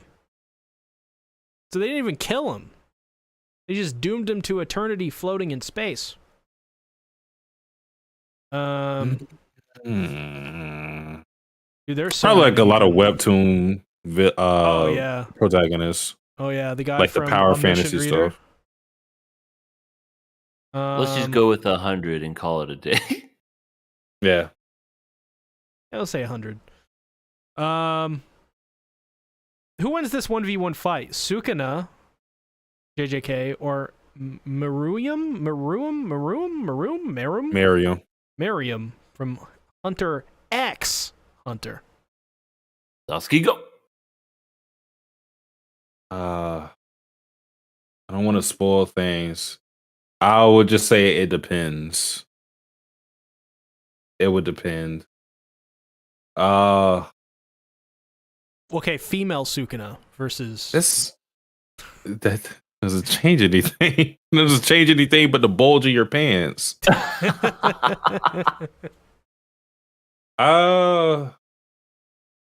Yeah, I mean, that's actually an interesting question. I'm leaning more towards Miriam, though. Yeah, I'm leaning more towards Miriam. There you go. Next question: which character looks best with white hair whose name starts with G? That is very specific. Gojo, Gintoki, Griffith, Gabimaru. Gojo. Yeah, gotta go Gojo. He looks great. I'll say Gintoki. I like Gintoki. I like the way he looks. He's handsome. Next question: who's your favorite character whose name starts with F? Frieren, Ushiguro, Fiona, or Theodore?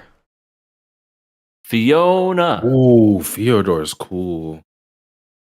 Ushiguro is Megami, right? Yeah. Yeah. Why did he put his last name? I like Fiona too, though. Fiona. Suke. I'd probably go with Fyodor on this list, though. All right. I'm gonna go with Yeah. Frieren. Next question. The big three fans, Naruto, Bleach, One Piece, would always argue with each other on their shonen being better than the other. They still do. Do the big three seinen fans, Berserk, Vinland Saga, Vagabond, have no enemies? Absolutely not. What That is seinen? Saying an adult tailored manga. So, and the way that shonen is, Shonen's kids. Right. So you get a lot of the teenage stupid boys. kids. Okay. Oh yeah. Well then, I haven't heard anything Naruto's like better than One Piece. right. Berserk, Vinland, and Vagabond. I don't hear any of them arguing with one another. I hear. This is the They conversation. absolutely do. Berserk's cool. Oh yeah, Vinland's cool too. They absolutely there is absolutely elitism with each of those series where okay. Berserk fans are like, yeah, hold on. My Oh, here we character go. suffered more than yours, you little And bitch. my character makes it. Yes, gosh, she is an elite protagonist, and Orphan can never compare. Vagabond. We're the best series on the hiatus. Yeah, basically that. So yeah, they definitely beef. But it's less out in the open with shonen stuff. Yeah, because Okay. Shonen has all the loud people. So they have no enemies. Although they have enemies. Okay, so then the answer would be no. Then they have enemies, just not as much as the other big three. Yeah. I say let them fight. It's just a bunch of nerds. Let them fight. Next question. This question is for Satsuki and EA. Which Arya Stark revenge was your favorite? Ooh. This is easy. Let me read this. See. Let me read this. See. Okay. Avenge the Red Wedding. Walter Frey. Arya stabs the Night King. Arya executes Lord Baelish. Wait, they say revenge scene, right? Uh-huh. How did she take revenge on the Night King? When did the Night King do that? The Night King, he existed. That's what he fucking did. It wasn't even revenge. She Not didn't even really. know who he was. I know. Literally the Thanos meme. Or D, first name on her list, Marion Trant. I liked Marion Trant. I thought that Really? one was really well. I mean, the Night King is a no, because to me that was the beginning of the end for Game of Thrones and their shit story. Lord Baelish was cool, but I felt like, I don't know, I wanted more from that other than just I'm dead. But oh man, it has. The Red Wedding, Walter Frey was pretty fucking cool. But Marion Trant was her first kill. Well, not her first kill, but it was her first one that she did when she like planned everything out.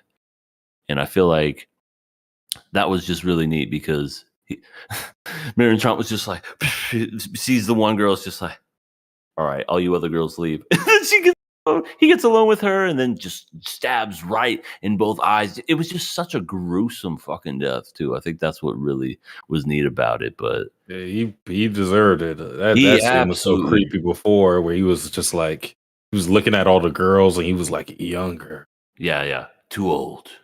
Too old. Yeah, and they were like fucking eight.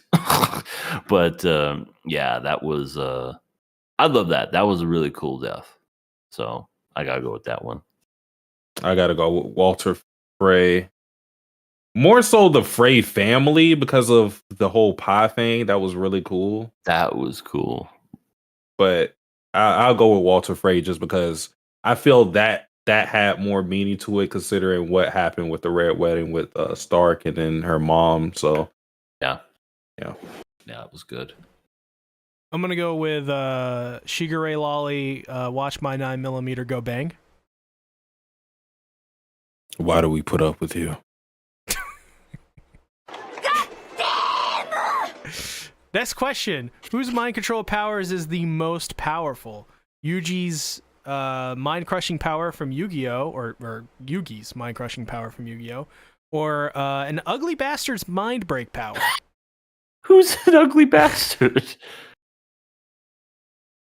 Yeah, it's crazy. I don't understand this question. It's a light ruler question. That's why. Oh, it's it's probably good you don't understand ugly bastard. Yeah. Good thing. Stay pure, EA. I don't know. Should we actually answer this? I don't know. Next question: who's winning this fatal 4-way? Gojo, Aizen, Sosuke, or Jinwoo? I have yet to see solo leveling. You said it was good, right? See, it's fine. Gojo's the weakest on this list, I think. Aizen would be pretty strong. I don't know how strong Jinwoo is though. I know like those webtoon power fantasy characters are usually like broken beyond repair. So I wouldn't be surprised if he's the strongest person on this list. But I'm excluding him since I never read it or watched it. So I would probably go with Aizen. Just because his technique is super broken. His Shikai is broken. He get flashed up, so he has a speed. Yeah, I go with Aizen. Next question: which character whose name starts with I would be a nice friend to you? Izuku, Inosuke, Itadori, or Isagi? Izuku. This is an easy ass question. Yeah, the actual nice person. Not to say that Yuji isn't nice, but Deku is Deku. Like what? Yeah, Deku is a nice. He's very, very nice. He would if you needed help with homework, he would teach you how to do math. He'd be nice to the worstest villain. He really would. I just want to give you a hug. Let me suck your blood. Choo choo choo. Oh, okay. Thank God. Thank God you said that and not something else. All right. You can do it, Toga. I believe in you. To become you, Izuku. You say come. Ochako seeing this in shambles.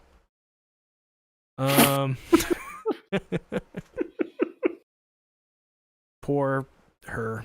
Next question: do we over traumatize our main characters? No. More trauma. We need more trauma. Yeah. We need to mentally severely handicap them with anxiety, PTSD. It depends on the character. I feel like some really suffer. We need to invoke shell shock into each and every one of the characters that in existence. There you have it, folks. Not enough suffering, more PTSD. We need to put them in the trenches of World War I. Not enough. See the we need to make them watch Watchmen, the girlfriend. Oh fuck! Read every chapter. With their eyes peeled back and they can't Hey. shut and look away. It's like, ah! We need to traumatize those characters first. They are frontline. Which one? They are fighting the Germans. Which one gets the most torture though? Sumi? Ruka. Ruka. Woohoo. Sumi honestly doesn't kind of deserve to be there. But she'll survive because she'll just like stay silent or something. She'll like go, like Ruka will be the first to die and she'll like feast off her body because they're starving to death or something. Take her shoes. You know, holes in her shoes, her feet are falling off. her feet are falling.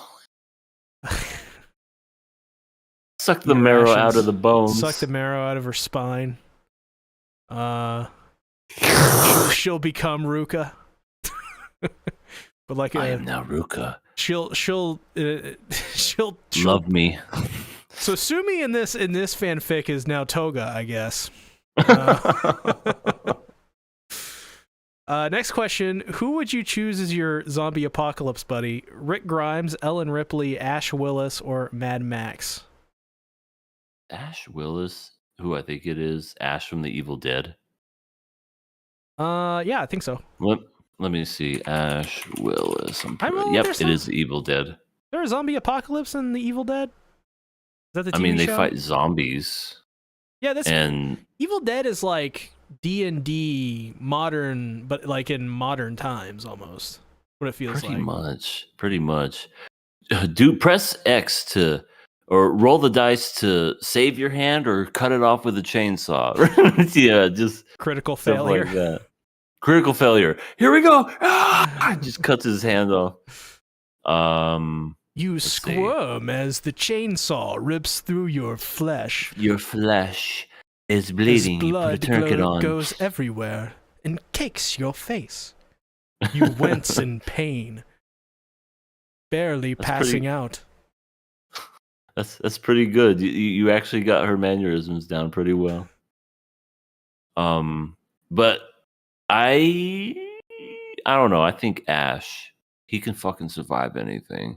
Mad Max would be a strong second though, but yeah, Ellen Ripley Rick. from Alien, only be and this Carl. he would actually do pretty good, but everybody remembers him because of the stupid meme now. They got Carl. Legos, Carl. They got Legos, and I stepped on it with my foot, Carl. Oh, Carl. yeah. His Everything's face. a meme with him. Yeah, I know, and the meme itself Thanks, is Carl. the real episode. It's so tragic. That's his wife dying. Yeah, That whole scene is his wife dying, but they turn it into a meme. It's such a funny meme. It is, but it's sad when you really think about it. I got stuff and things, Carol. Stuff. Yeah. Things. Gotta go with Ash. Sasuke? I'm going with Rick. Survivability is a factor, but it's also just a compatibility thing. I don't know all of these characters. I know Ripley from Alien, but I feel like you can't pick someone who's too crazy about survive. Like they'll do anything to survive because then they might fuck around and try to kill you too. So Rick Grimes is loyal to his people at least. So I know I'll be in good hands. That's a good one. Also, Ellen Ripley, kind of hot. That would be a good pick. Just saying. Get away from her, you bitch! Jesus. Last question. Sorry.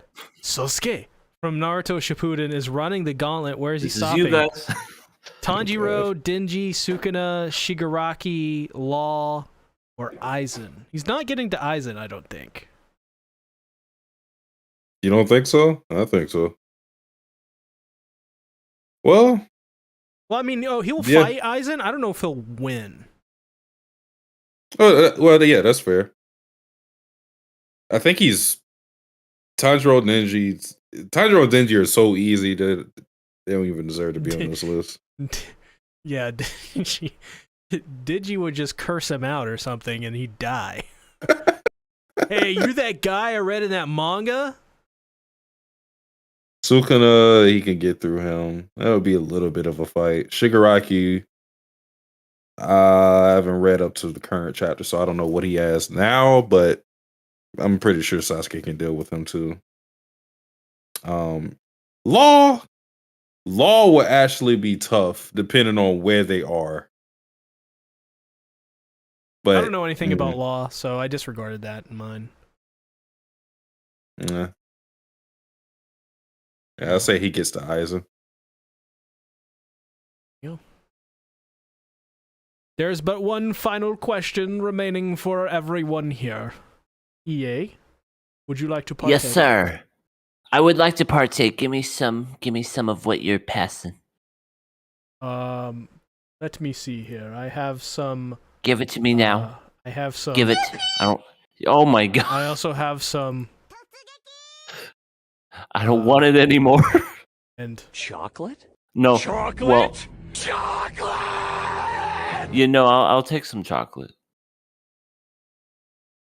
There you I go. will actually take some chocolate. I would like some chocolate ice cream. Ah, yes, that's a Hyoka reference, right?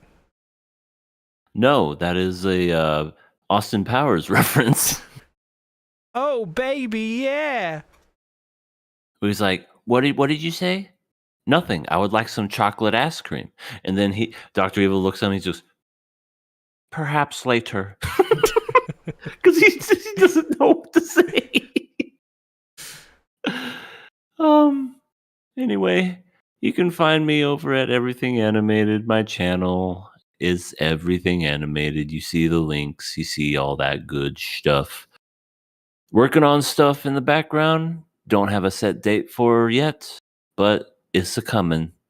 Just know I have lots of really cool ideas. It's going to be awesome when they finally take shape. You find me there. I always forget to have these at the ready at the end of this, but I do have this ready. You know, you should put them in the doc, just at the very end.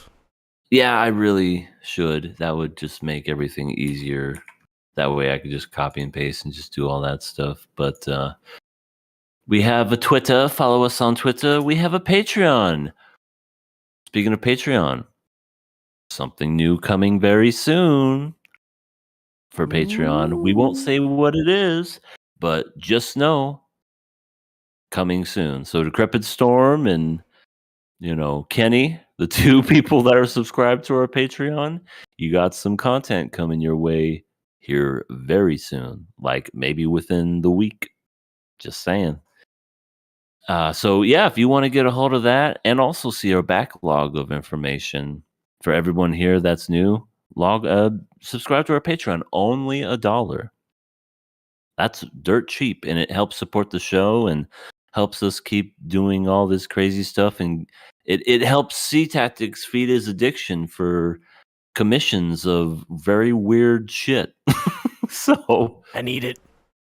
just know that when you do stuff like that, you help not just us, but C Tactics addiction. So just be sure to subscribe to the Patreon, subscribe to our channel if you're new, and of course, thank you for stopping by. We will see you next week. Satsuki, where can they find you? You can find me on my main channel, Satsuki the Savage, as well as my Twitch. Satsuki the Savage is not with a THE, that's with a DA, where on the weekends, approximately around 3 p.m. Eastern Standard Time to about maybe 4 p.m. Eastern Standard Time. You can find me playing various games, one of which this or last week was Your Turn to Die, Raging Loop, Ace Attorney, Fire Emblem 3 Houses, Danganronpa Ultra Despair Girls, and I'm pretty sure some other games I'm going to get into. Persona 3 Reloaded being one of them. That's going to be down the line, maybe 2-3 months from now. Have a lot of fun on there. And on the main channel, I got to get things popping again with that. I've been rested too much after the last video I put out with Tsubomi. Lot of things planned with Kakaguri specifically, but I eventually want to make Shadow's House videos. I want to put my foot on the table with Shadow's House because not a lot of videos with that series in particular. So I want to pioneer that. But yeah, that is where you can find me. Well, as for me, you can find me, in my links above there. I don't know if it's going to be this week, but I did write today an entire script for a new video. It's about 8 pages long. It's on Frieren. And I think I may start covering that series weekly. Just because I think it's getting to a point where I'm just really, really invested in it. And I really like talking about it. And I think my audience may appreciate it. Probably not. We'll see. And tomorrow, new Chainsaw Man chapter. Gonna be a massive chapter. It is insane what Fujimoto is doing with Chainsaw Man right now. Maybe some of the best stuff he's written for Chainsaw Man ever. And next chapter is sure going to be absolutely wild and going to change a lot in that universe. So I can't wait. Besides that, I'm gonna try doing some shorts for this channel. Actually, I don't know what they're gonna be about. I think there's gonna be a lot of random stuff, just because shorts. It's best with shorts. You just pump them out. They don't really have to be anything as long as they're. I mean, you guys know they're shorts. We've all seen them. Yeah, they help people subscribe to the channel too. What I learned. Oh yeah, absolutely. People love subscribing through shorts. It's like Yeah, you make no money on it, you get no watch time, but you get a lot of views sometimes, and a lot of subscribers. And subscribers. Pretty much every one you upload, you at least get like 1 or 2. Yeah, So, at least. So yeah, we're gonna see more of that. I mean, more. Oh my God, more. Like a lot of dirty, filthy shorts. Yes. But with that being said, thanks everybody for coming out. We greatly appreciate it. I greatly appreciate it, and I hope everyone has a good night. See you guys next week. Bye bye. Jenny. Later.